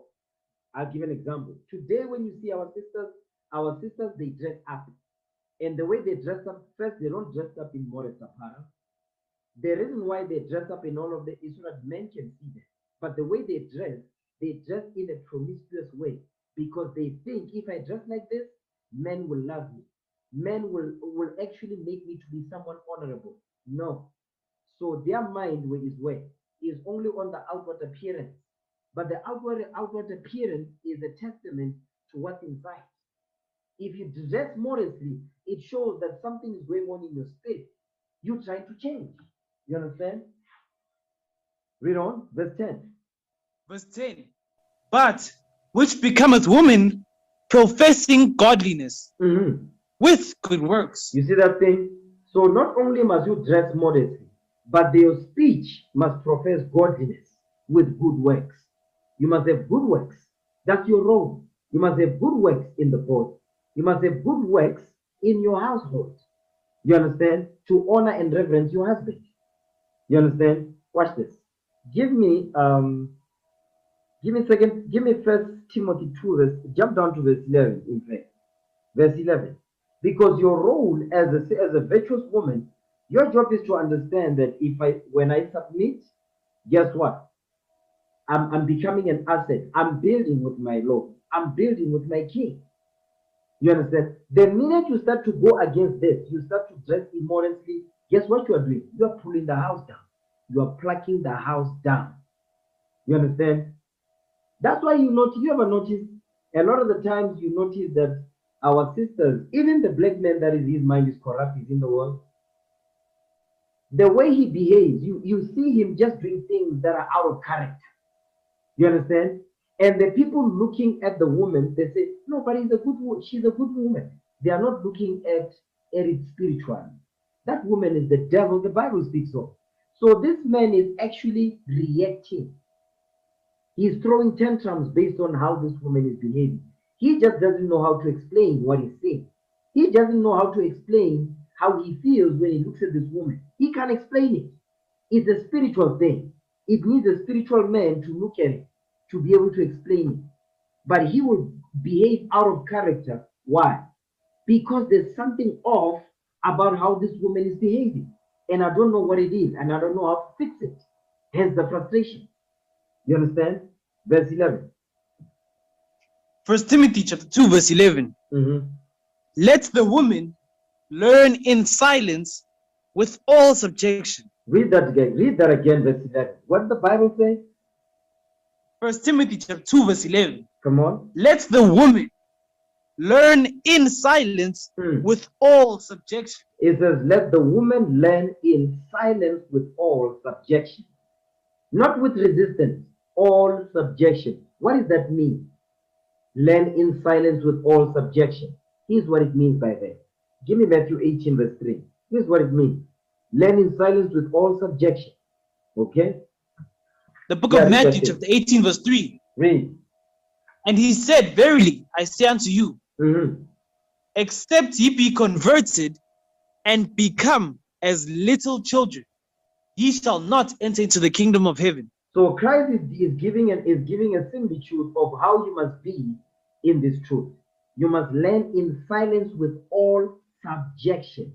Meaning what? The command that is coming up from your Lord, from the leadership, follow the counsel with all subjection. Not follow the counsel with, I like this part of the counsel, I like this part, but this part, I don't like that. Guess what? You're not moving in the right spirit. You understand? With all subjection. How must you do that? You must be as a child. You ever seen a child?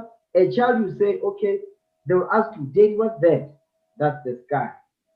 So what color is that? No, that color is blue. The child is not going to say, okay, oh no, that's green. No, the child is not going to say that. The child, because guess what? The child wants to learn. Naturally, they want to learn. You understand? What's that? That's the cow. You understand? What does it eat? It eats grass. The child is not going to say, oh no, the cow eats meat. The child is not like that. He says that's how we must be. Learn in silence with all subjection. Your ears open, your mouth closed, so you can receive. Why is he saying that? Give me Sirach 26. Let's go back there. Sirach 26, verse 14. Here's the precept for 1 Timothy 2, verse 11. Ecclesiasticus chapter 26, verse 14. A silent and loving woman is a gift of the Lord. Come on. And there is nothing so much worth as a mind well instructed. You see that thing? There is nothing so much worth as a mind well instructed. In order for this mind to be well instructed, guess what this woman must be? This woman must be quiet. That's one of the hardest things for the black woman to do, is to be quiet. You understand? That is the hardest thing to do. One of the hardest things to do for the black woman is tell the black woman to be quiet. Shut up, black woman. Be quiet. Listen and learn. Listen. That's the hardest thing for the black woman to do. Why? Because she's been taught to run her mouth. Not realizing that her running her mouth, she's a depreciating asset. No man wants to deal with that. No man wants to deal with that thing. A loud-mouthed black woman. There's no black man that wants to deal with that thing. That's why they always complain. Oh no, he's always cheating. No, he's cheating with this woman. He's cheating with that woman. Why is that? Because you've got a big black mouth. You don't want to be quiet. That's the reason why those things happen. You understand? Read that again, verse 14. Ecclesiasticus chapter 26, verse 14. A silent and loving woman is a gift of the Lord, Come on. and there is nothing so much worth as a mind well instructed. You see that thing? The Lord is letting you know that a mind that is well instructed, the mind, the gift of the Lord is a mind that is well instructed. Because when you instruct this mind, that mind is silent. Why is it silent? To receive instruction so they can execute the instruction according to what was commanded. Because to be able to be successful, you must be a good listener. You need to be able to pay attention and listen.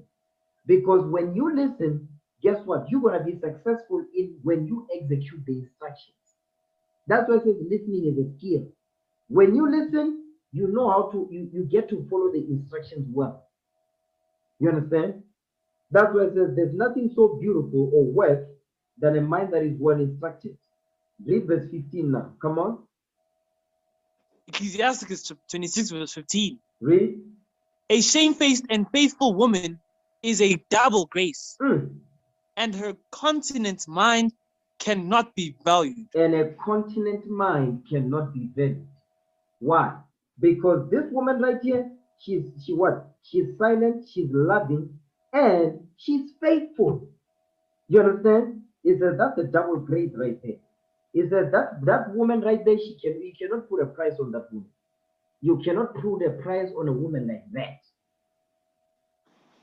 She's an asset. She's a possession. You understand? Because that mind is well instructed. That mind is valued. That mind is got value. She's an asset. Her mind is got value. Everything about her is an asset. You understand? Read on, verse 16. Verse 16. As the sun, when it ariseth in the high heaven. When the sun arises, is a beautiful sight to behold. You understand? You see it in the early hours of the morning. When the sun comes out, beautiful sight to behold. Watch this. As the sun, when it ariseth in the high heaven, so is the beauty of a good wife in the ordering of her house. That's a beautiful thing right there. So is the beauty of a good wife in the ordering of her house. Guess what? That house starts with the spiritual house. The ordering of her house, it starts with her spiritual house. Then the physical house. To make sure that everything is in order for her Lord, her King. And when she conducts herself like that, guess what? Whether the woman has children, if the children is a boy or girl, guess what? Both the girl or the boy, they are both going to learn from the behavior and conduct of their mother. Because the son is going to look at the virtuous woman, is going to look at this virtuous woman, his mother, say, woo! That right there, that's a beautiful thing right there.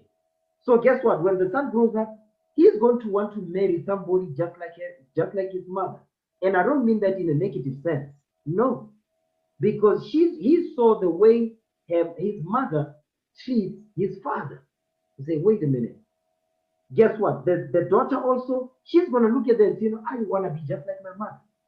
My mother, she was a wise and honest and faithful woman. She was wise. She was full of good works. You understand? A virtue, that's the value of a virtuous woman. You understand? 1 Timothy 2, verse 11. Go back there. 1 Timothy chapter 2, verse 11. Read.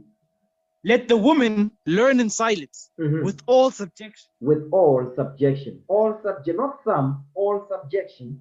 Read. But I suffer not the woman to teach. I suffer not. He says, I suffer not a woman to teach. Meaning a woman cannot be, that's why we read in 1 Corinthians 14, verse 34. That women cannot, they must remain silent in the churches.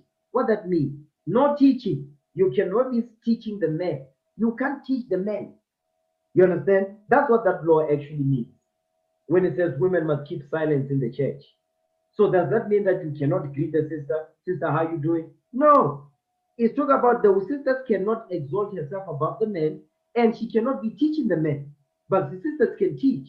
But who can they teach? They can teach other women and the children. That's their role. You understand? They can teach other women though, and the children, not the men. Read on. But I suffer not a woman to teach, nor to usurp authority over the man, Mhm. but to be in silence. You see that thing? It says, but to not to usurp authority over the man.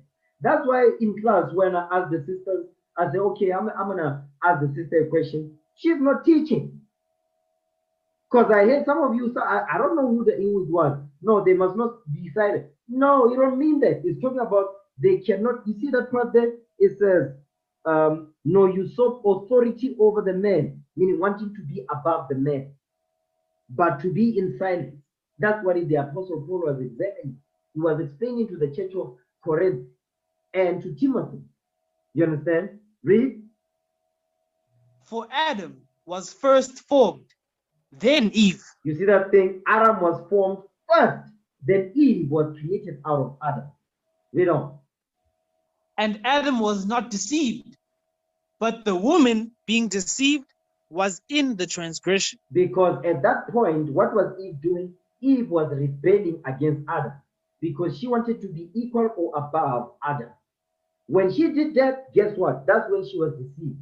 That's when the possession was spoiled because she did not want the hedge that the Lord had set over it. When she rejected that, she was what? The position became spoiled. Who spoiled it? The serpent spoiled the mind of Eve. That's what you see today with the black woman.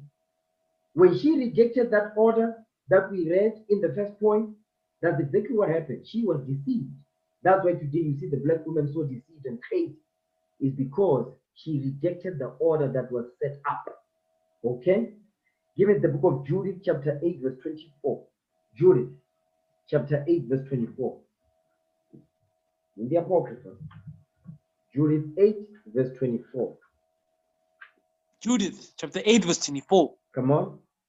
Now therefore, O brethren, let us show an example to our brethren, because their hearts depend on us, and the sanctuary, and the house, and the altar rest upon us. Now, that's some heavy stuff what Judith is saying.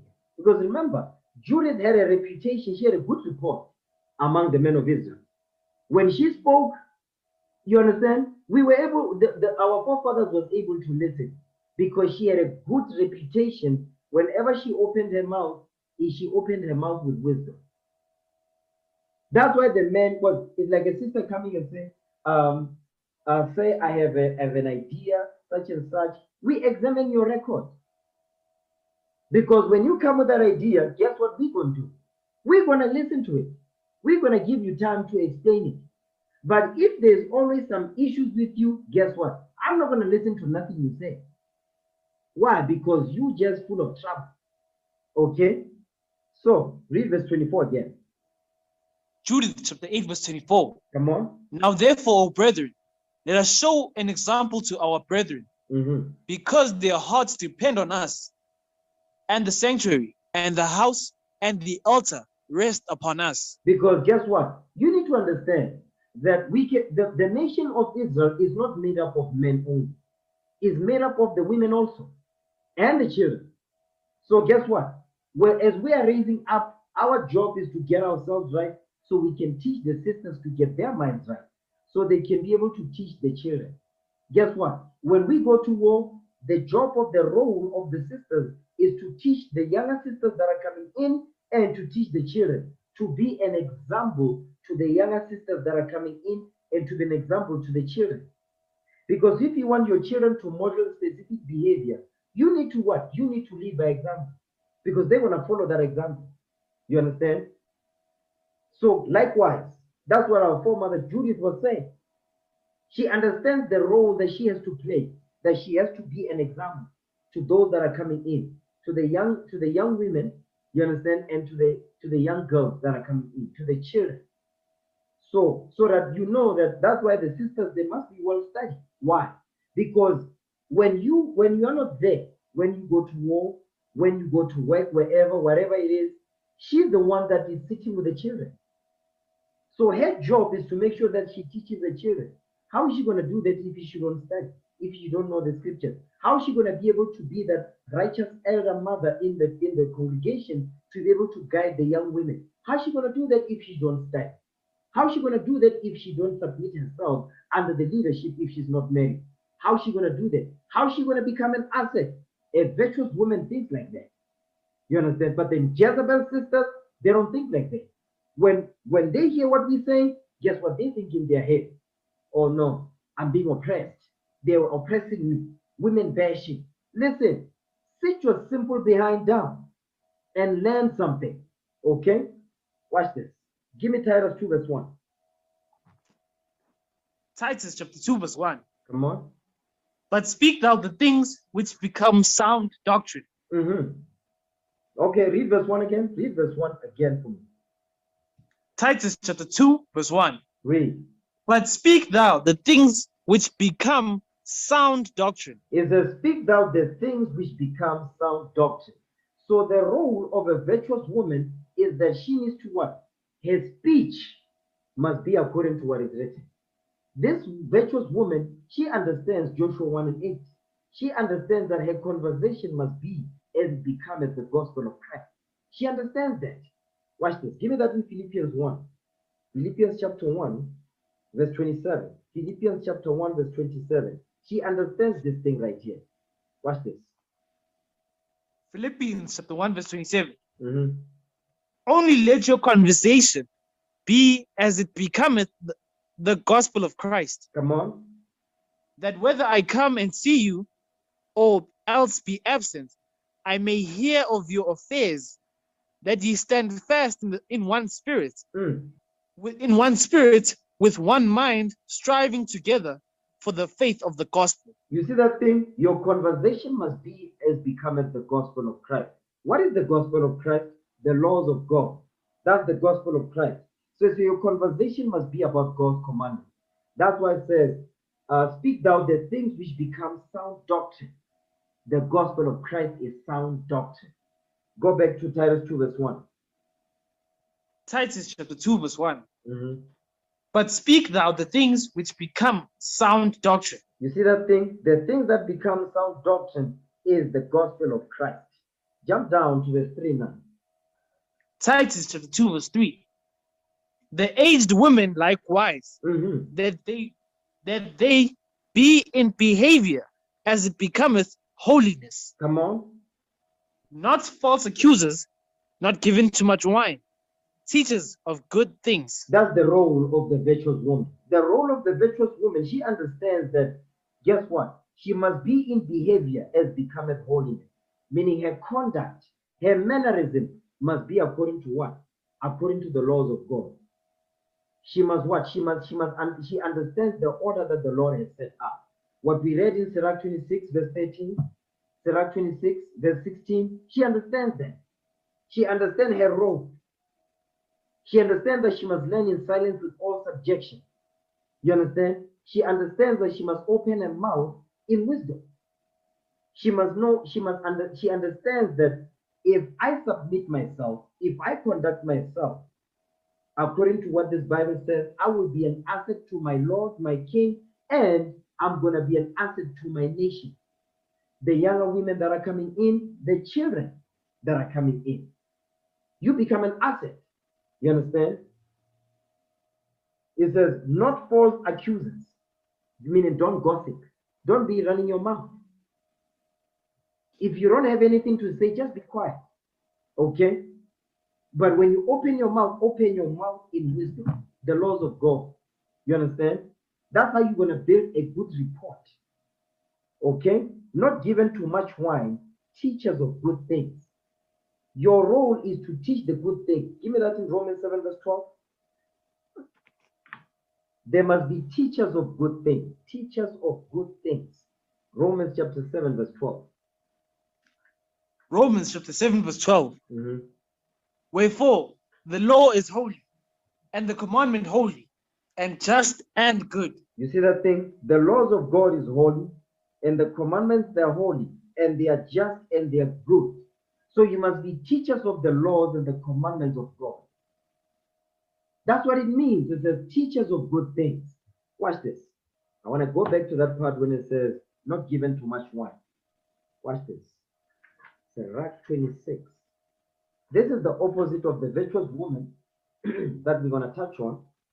Give me Sirach 26 verse 8. Ecclesiasticus 26 and verse 8. Ecclesiasticus chapter 26 verse 8.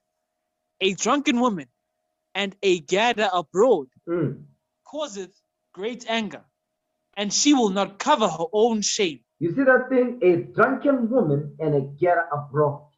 Meaning this woman, she's a drunk and she runs her mouth. She's loud. She's got the characteristics of a whore. She's a whore. You understand? It says, a drunken woman and a gadder abroad causes great anger.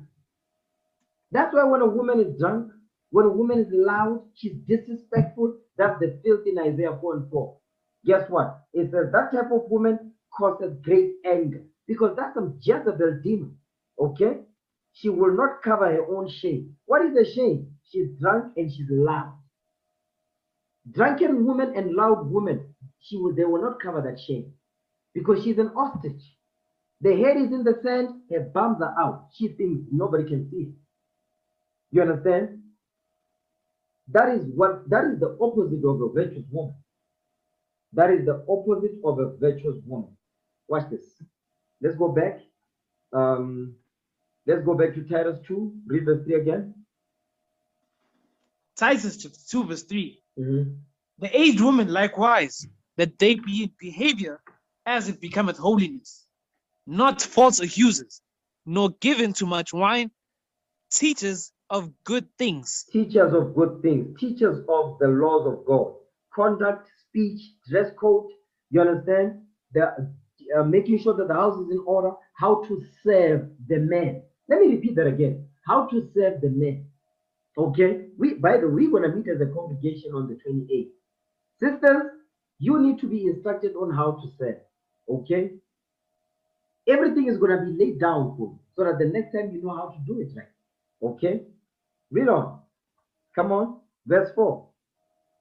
Verse 4. That they may teach the young woman to be sober. You see that's your role. That's the role of the virtuous woman. The virtuous woman understands. You see, the virtuous woman, she's nation-minded. She's about, her mind is about the building of the nation of Israel. So she's going to understand, I must submit myself under this power. Because guess what? That's where I'm going to have the power and the knowledge and the wisdom to be able to be a Titus 2 woman. But as long as you don't submit yourself to the power that all wisdom and all might is being channeled, guess what? You're not going to know how to do this. You're not going to be the virtuous woman. You're not going to think about your nation. You understand? Read verse 4 again. Titus chapter 2 verse 4. Mm-hmm. That they may teach the young women to be sober. Read. To love their husbands. To love their children. You see that thing? So their role is they need to know, they must what? They must teach the young women to be sober. Not be drunk, not be loud mouth. Because once they get drunk, they run their mouth, they get horny, they have sex, they have abortion, one night stands, you name it, they do it. Okay? Guess what? That's not an asset, that's a liability. That's a black ashy demon right there. Leave her be. Okay? Read. Read verse 4 again. I want something else there. Titus chapter 2 verse 4. Come on. That they may teach the young women to be sober. Mm-hmm. To love their husbands. Read. To love their children. To love their husbands and to love their children. On series 2, I'm going to go deeper into this topic. It says they must be taught how to love their husbands and to love their children. Guess what? How do you know? How are you going to teach the young women to love their husbands? How are you going to teach the young women to love their children? How are you going to do that? To be sober. You need to have learned that from a man. That's why Adam was created. Eve was created out of Adam. After Eve was created out of Adam, she was taken to Adam so Adam can teach her. That's where you learn. You learn those things from the man. Because the men have the wisdom. Because the Lord is channeling his power through the man. His righteousness is through the men of Israel. You understand? So now you learn those things. How to love your husband. You learn from who? You learn from the husband. Because your husband will teach you, this is how you must do. If you're not married, the leadership will teach you. So that the day you get married, you know how to conduct yourself in your marriage. Guess what? Now you are married, you start to have experience and all of that. Guess what happens? Younger sisters coming in, you're gonna teach them how to love their husbands because you have been taught. And you are on the job also because you are married.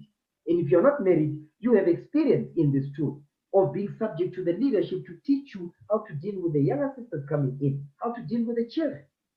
You understand? That's your role. She understands that. She understands the men have their role, she has her role, but she's helping to build the nation. That is the mindset of the virtuous woman. Brothers, that's the type of woman we must look for. Okay? Read on, verse 5. Verse 5. Mhm. To be discreet, chaste, keepers at home, Mhm. good, obedient to their own husbands, that the word of God be not blasphemed. That's some heavy stuff. To be discreet. Sirach 26:13. Go back there. Sirach 26, verse 13. Ecclesiasticus 26, verse 13. Mhm. The grace of a wife delighteth her husband, Mm. and her discretion will fatten his bones. Her discretion will fatten his bones. That's why he says that the aged woman must teach the young woman to be discreet, because discretion will fatten your husband's bones. Your husband will trust you. Your husband will understand, I've got a pillar of rest right there. I don't got to worry about nothing. That's what that means. Okay? Hold this. Give me Proverbs 31. Proverbs chapter 31. Whew, this class is gonna go long. Just bear with me. I have to get this out. Proverbs chapter 31. Start at verse 10. Read verse 10. Proverbs 31, verse 10. Read that. Proverbs chapter 31, verse 10. Uh-huh. Who can find a virtuous woman? For her price is far above ruby. Read that again. Proverbs chapter 31, verse 10. Who can find a virtuous woman? Mm. For her price is far above rubies. It says, who can find a virtuous woman? We got the definition of virtuous. Upright. Let's get it again, in case we forgot. Because I know some of you have forgotten that. Let's read it. Okay. Let's get the definition of the word virtuous. One more again. Okay. Let me share my screen. 1 second. Read that. The definition of virtuous. Mm-hmm. Adjective. Come on. Having or showing high moral standards. Having or showing high moral standards. High moral standards. Read the next part. Archaic meaning what? Archaic meaning as in old. Read that. Ancient definition. Archaic definition. Chaste. Mm. Typically used of a woman. You see that thing? Typically used of a woman. Chaste. Chaste. Watch this. Read that definition right there. Undefiled. Undefiled. That's right there. That's a virtuous woman right there. So, sisters, just because, okay, hold on, because we've been in the world, we've been around the block, if you know what I mean. When you come into this truth, you can be a virtuous woman because you are a new creation in Christ. So you build from that. You can become that virtuous woman. So don't get it twisted. Okay, don't get discouraged. No, oh no, but I'm not a virgin anymore. No, you spiritually, your mind must change. Okay, while you're waiting, the parachute will go back. Okay, go back to where was that? Proverbs 31, verse 10. Read that again. Proverbs 31, verse 10. Read. Who can find a virtuous woman? Mm-hmm. For her price is far above rubies. Who can find a virtuous woman? For her price is far above rubies. Meaning this woman is priceless. A virtuous woman is a chaste woman. She's undefiled. Her mind, she's a righteous woman. She's upright. She's right-minded, irreproachable, blameless. You understand? Watch this. Give me Sirach 26, verse 1. Because I wanted to go into this. Sirach 26, verse 1. Read that thing. We know now the definition of a virtuous, of the word virtuous. Sirach 26, verse 1. Read that. Ecclesiasticus chapter 26, verse 1. Mhm. Blessed is the man that hath a virtuous wife, Mm. for the number of his days shall be double. You see that thing? So understand that thing. It says, blessed is the man that has a virtuous wife, for the number of his days shall be double. Because guess what? This woman, she's like what you read about in the book of Wisdom of Solomon, chapter 8. She's like that. So guess what? The number of this man's days will be double because she's got a what? A pillar of rest. So this virtuous woman understands her role on her, the impact that she will have on her Lord, her king.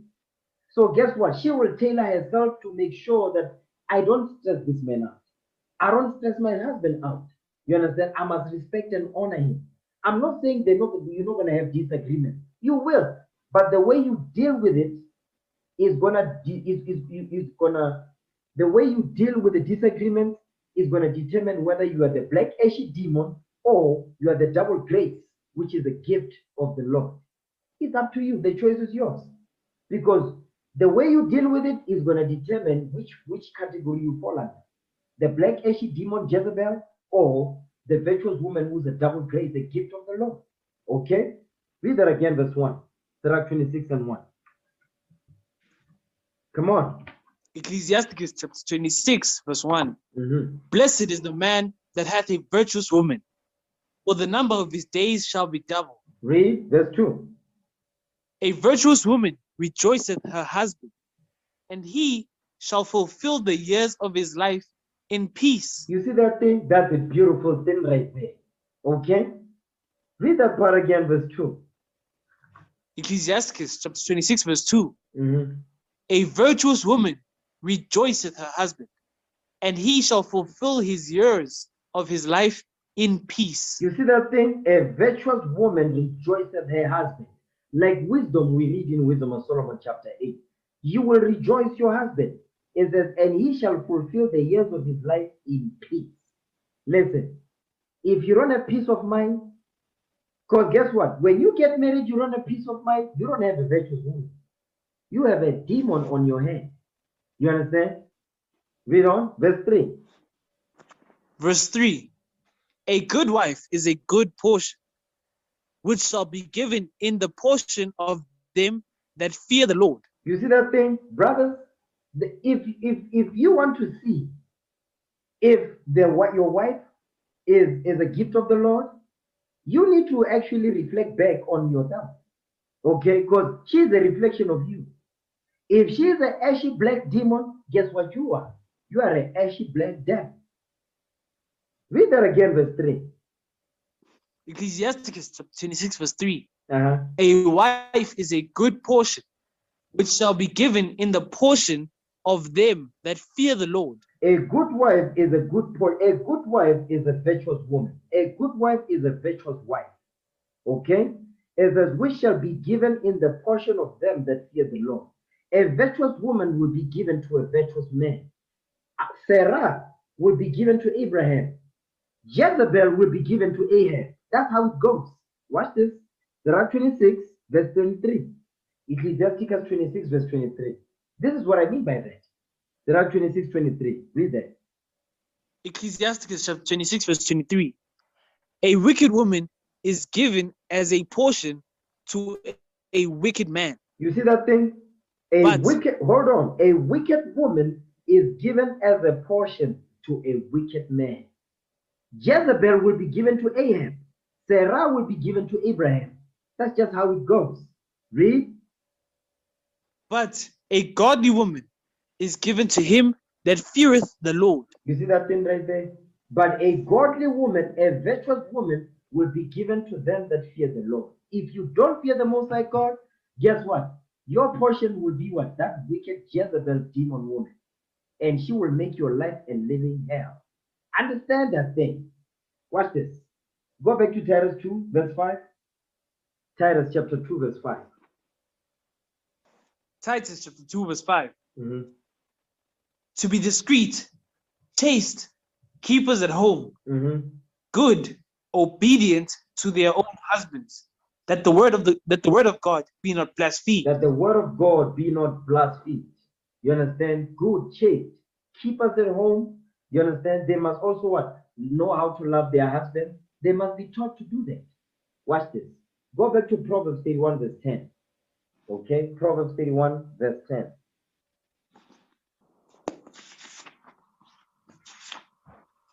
Proverbs chapter 31, verse 10. Mhm. Who can find a virtuous woman? For her price is far above rubies. Because this virtuous woman, she understands her role. Her role is to bring what? Sirach 26 verse 13. Because that's where we was. I don't want to lose the thought. Sirach 26 verse 13. Watch this. Ecclesiasticus chapter 26, verse 13. The grace of a wife delighteth her husband, Mhm. and her discretion will fatten his bones. Her discretion will fatten his bones. Because why? This man can safely trust in this woman. Because this woman, she's faithful, she's loving, she's silent. Guess what? Her mind is well instructed. She's valued. You understand? She's an asset to this man. Watch this. Proverbs 31, verse 11 now. When it says her discretion will fatten his bones, this is what it means. Proverbs 31, verse 11. Proverbs chapter 31, verse 11. Read. The heart of her husband doth safely trust in her. It says what? The heart of her husband doth safely trust in her. The heart of her husband safely trusts in this woman. Read. So that he shall have no need of spoil. So that he has no need of spoil. Because what happens when this woman gets spoiled? Is because now she's no longer in subjection to that power. The minute the sister goes off, that means she's no longer in subjection. She's disconnected to the power that was set over her. That's what happens. You understand? Read that again. Proverbs chapter 31, verse 11. Mhm. The heart of her husband doth safely trust in her, so that he shall have no need of spoil. Come on, verse 12. She will do him good and not evil all the days of her life. You see that thing right there? That's why it says, her discretion will fatten his bones. It says she will do him good and not evil all the days of her life. Because this woman is not a fool. This woman right here, she's a wise woman. She built her house. And the way she builds her house, she makes sure that she honors her Lord. She understands where her power comes from her king. You understand? Okay? Give me that in 1 Timothy 5 verse 14. Because here's another character. I'm still dealing with the second characteristic. I don't think I'm going to do all four because I have four. Two I'll do tomorrow. Okay? I might have 3 series of this. Okay? Give me 1 Timothy 5 verse 14. Because remember it says, there must be chaste keepers at home. They must take care of the household. You understand? There must not be gossipers. 1 Timothy 5 verse 14. 1 Timothy chapter 5, verse 14. Come on. I will therefore that the younger women marry, bear children, guide the house, Okay, come on. give none occasion to the adversary to speak reproachfully. You see that thing? It says, I will therefore that the younger women marry. Who's going to guide these younger women? You older sisters.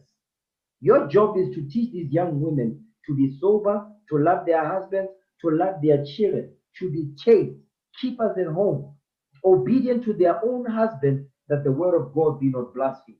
That's what the Apostle Paul is explaining here. Okay? It says they must get married, bear children, guide the house, meaning keep us at home. Look after the house. Give none occasion to the adversary. Who's the adversary? The devil.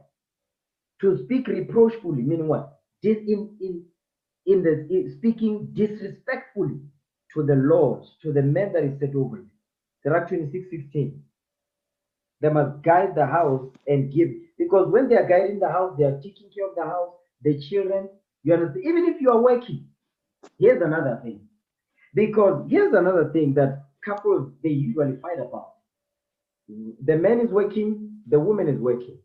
The woman, she thinks because she's working, she thinks she doesn't have to be doing anything in the house. She'd be saying, oh no, but I'm tired, I can't cook. Listen, that's not biblical. Okay? You know that, the spirit jumped on me on that thing. You sisters, do not, that spirit must not jump on you. Where you and your husband are working, you're going to be saying, now I'm tired. I had a long day at work. Listen, that does not mean nothing. You need to still be able to take care of the house. You need to cook for your husband. You need to cook for the children.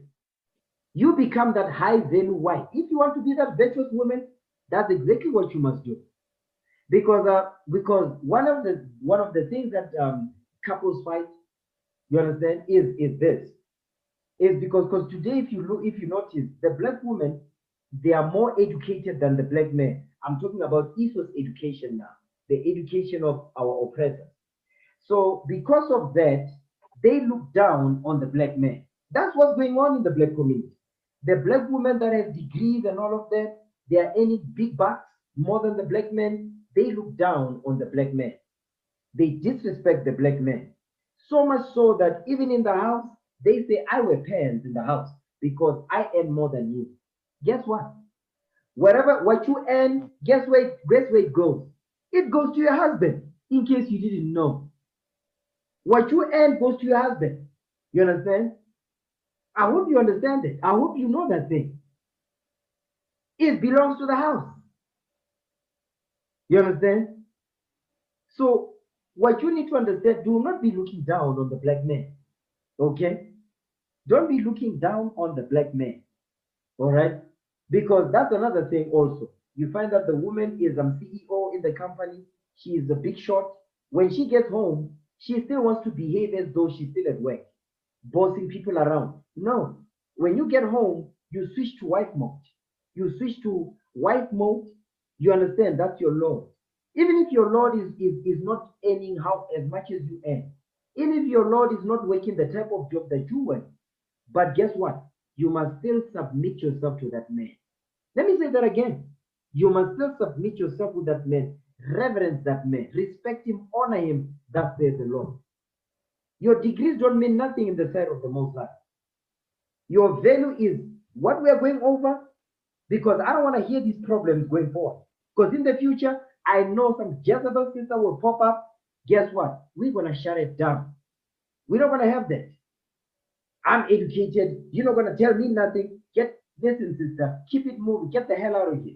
We don't need you. You understand? Why? Because that type of mindset is what the black woman does today to the black man. So you brothers, just look out for them. Because Jezebel sisters are going to walk in, they're going to move in that spirit. Because you are deceived by the big booty, the big breast, guess what? You're going to fall under her skirt. She will bring death and destruction to you. I'm going to just put it out there, okay? Give me Sirach 26 verse 16. I'm almost done. I have to cut this class here.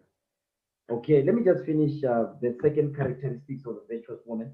Sirach 26 verse 16. Okay. Ecclesiasticus chapter 26, verse 16. As the sun, when it ariseth in the high heaven, so is the beauty of a good wife in the ordering of her house. You see that thing? Your beauty is also seen through the way that you order your physical house. Meaning when we come to your house, we come and visit, guess what? Your house must be in order. It must not be in order because we come into visit, as an example. It must always be in order because you understand the ordinances that has been delivered unto you. Keep your house in order. Make sure that your house is presentable. You understand? At all times, your spiritual house and your physical house. Okay? That's your road. That is your road. Give me Tobit 2 verse 10.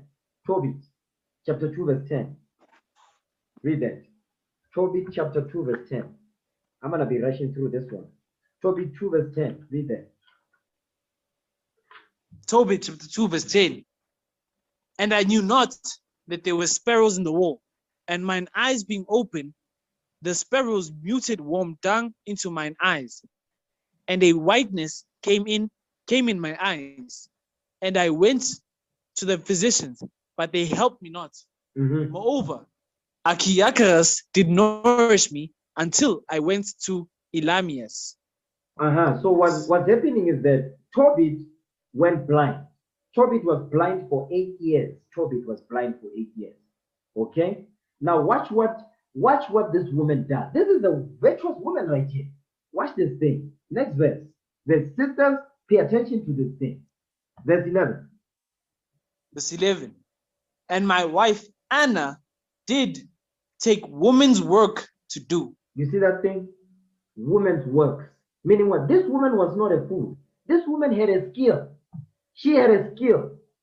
When my husband was no longer working, when my husband was providing for everybody, taking care of everyone, guess what? Now my husband is blind. What am I going to do? Okay, I've got a skill. You understand? I'm a chef. I can cook. I know how to bake, so on and so forth. I can sew. You understand? I have such and such qualification. Guess what you do? You help your household. You help your husband. You take women's works to do. Brothers, do not marry a lazy sister. Oh no. Don't marry a lazy sister. Okay? Because when things go wrong, which they will, not they might, things will go wrong when you get married. So you need to make sure that you marry a sister that has got a good head on her shoulder, that she's going to be able to assist you, to help you. We're in captivity. You understand? This is survival. You need a sister that will be able to assist you. She's got a skill, so on and so forth. Okay? Give me Proverbs 31 verse 13. Proverbs 31. I need a full class on this chapter right here, but I'm just going to touch on it. Proverbs 31 verse 13. Read that. This is going into the virtuous woman understands her role. We're going into the second characteristic of the virtuous woman. Proverbs 31 verse 13. Watch this. Proverbs 31 verse 13. He seeketh wool and flax and worketh willingly with her hands. You see this woman right here? It says she seeketh wool and flax and worketh willingly with her hands.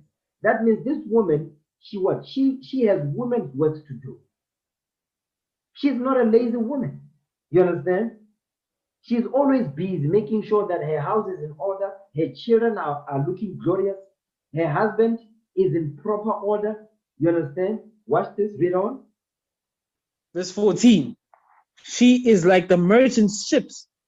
She bringeth her food from afar. You see that thing? It says she is like the merchant ships. What do these merchant ships do? They travel from place to place to collect, to find the best food or the best clothes for her husband, for her household. You see what she says? She says, she bringeth her food from far. Meaning what? This sister is not lazy to go shopping. Meaning what? She knows where to get the best food. You know that, okay, I need to know where to go and buy the best veggies, I can find them here.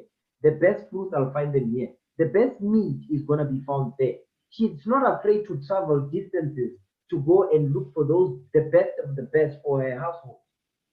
She's not lazy to do that. So sisters, we are meeting soon at the congregation on the 28th. You better practice these things, okay? You must know where to get the best fruits and veggies because you're going to do salad and all of that stuff. You're going to be bringing those things. We're going to deal with the meat, okay? But you need to know how to put those things together. So now, your Proverbs 31 skill, that's where you practice it. You are rehearsing.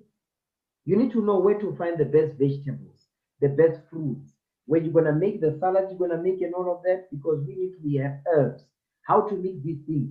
Go to YouTube and see, look at these vegan videos, how they make these veggies and fruit salads and whatnot. Okay?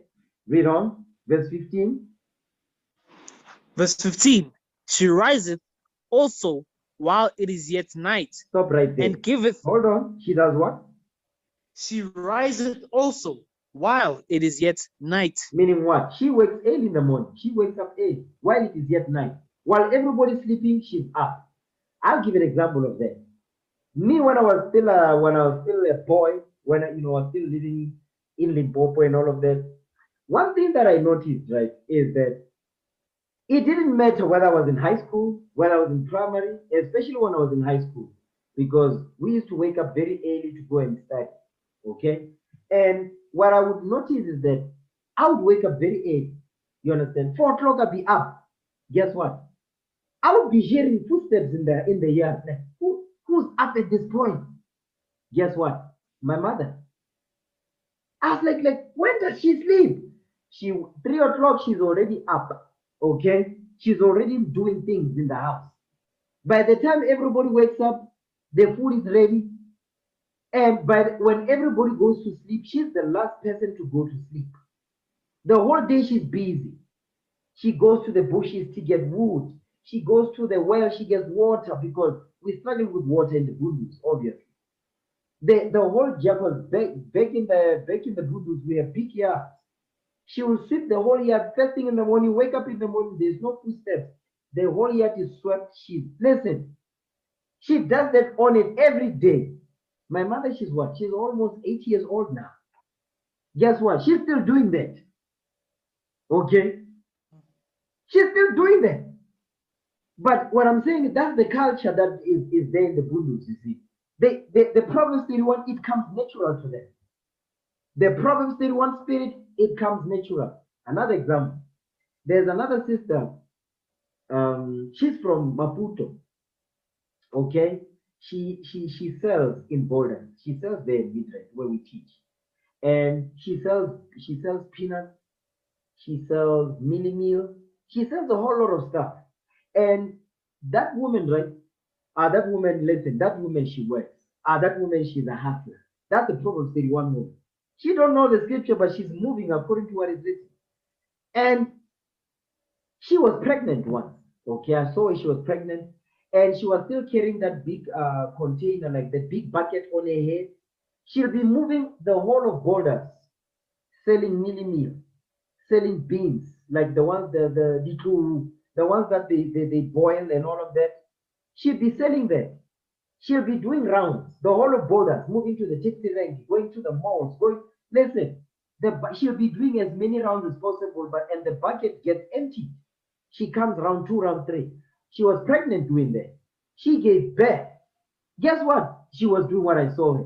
She was carrying the baby on her back with a bucket on top of her head, moving throughout Borders, doing it like she doesn't have anything in her bag. Guess what? The child grew. Guess what? The child was young, and she'll put the child there. She'll be sitting on a specific point. The child will just be running around her, but she'll have the bucket there. She'll be selling. When we teach on the street, I see that sister all the time. You understand? She just needs a flyer. That sister, man, that sister needs a flyer. Okay? I need to give that sister a flyer. All right? Because whenever I see her, we are teaching her busy. So I don't really, but I need to give that sister a flyer. All right? My point is, what we're reading here, that's exactly what I'm saying. Okay? But those spirits are rare to find in Israel. So sisters, you're going to learn this day. Okay? Verse 15, one more again. I'm almost done. I think I'm going to cut it short here. Okay? I'll continue on the next day, Lord's will. Verse 15 again. Proverbs chapter 31, verse 15. Come on. She riseth also while it is yet night, and giveth meat to her household, and a portion to her maidens. That's what you see, because our foremothers, they had slaves, they had servants. Okay? They had servants that served them. It says, she rises also while it is yet night, and giveth meat to her household, and a portion to her maidens, meaning her servants. She wakes up early. She's in control of what? Of taking care of the path that the Lord gave her. Her role. She understands her role, and she plays her role beautifully with grace. No complaints, no late, no nothing. Why? Because she understands her value. She understands her value. Her value is not being running her mouth. Because today the value that the quote-unquote value that has been delusioned to the black woman is, I must be loud. Nobody must tell me nothing. If you speak, I'm going to be loud. I'm going to curse you out. I'm going to be disrespectful so that nobody speaks to her. Because nobody speaks to her, she thinks, yeah, no, they're afraid of you. No, we look at you like a fool that you are. Because being loud and stubborn, they think that's the power. No, that's the weakness. That makes you look weak. As we understand the scriptures, we say, listen, that's right there, that's the liability right there. You understand? That's the liability. That's not an asset. That's a black ashy demon. You stay away from her. And women like that, they are very bitter. So sisters, we don't want any of you for those spirits to jump on you. Just humble down Follow instruction, follow command. We will teach you the right thing. They are going to be uncomfortable, but this is part of the program. Okay? So with that, all praise to the Most High God. Let's break bread. We're going to pick it up from Proverbs 31, verse 15 tomorrow, Lord's will. Okay? For I have received of the Lord that which also I delivered unto you, that the Lord Jesus, the same night in which he was betrayed, took bread. And when he had given thanks, he brake it and said, Take, eat, this is my body which is broken for you. This do in remembrance of me. After the same manner also he took the cup, when he had supped, saying, This cup is the New Testament in my blood. This do ye, as oft as ye drink it, in remembrance of me. For as often as ye eat this bread and drink this cup, ye do show the Lord's death till he come. Wherefore, whosoever shall eat this bread and drink this cup of the Lord unworthily shall be guilty of the body and blood of the Lord. But let a man examine himself, and so let him eat of that bread and drink of that cup. For he that eateth and drinketh unworthily eateth and drinketh damnation to himself, not discerning the Lord's body. For this cause many are weak and sickly among you, and many sleep. In the name of our Lord and Savior Jesus Christ, we pray. Amen. Let's give the Most High hand for that thing. All praise to him.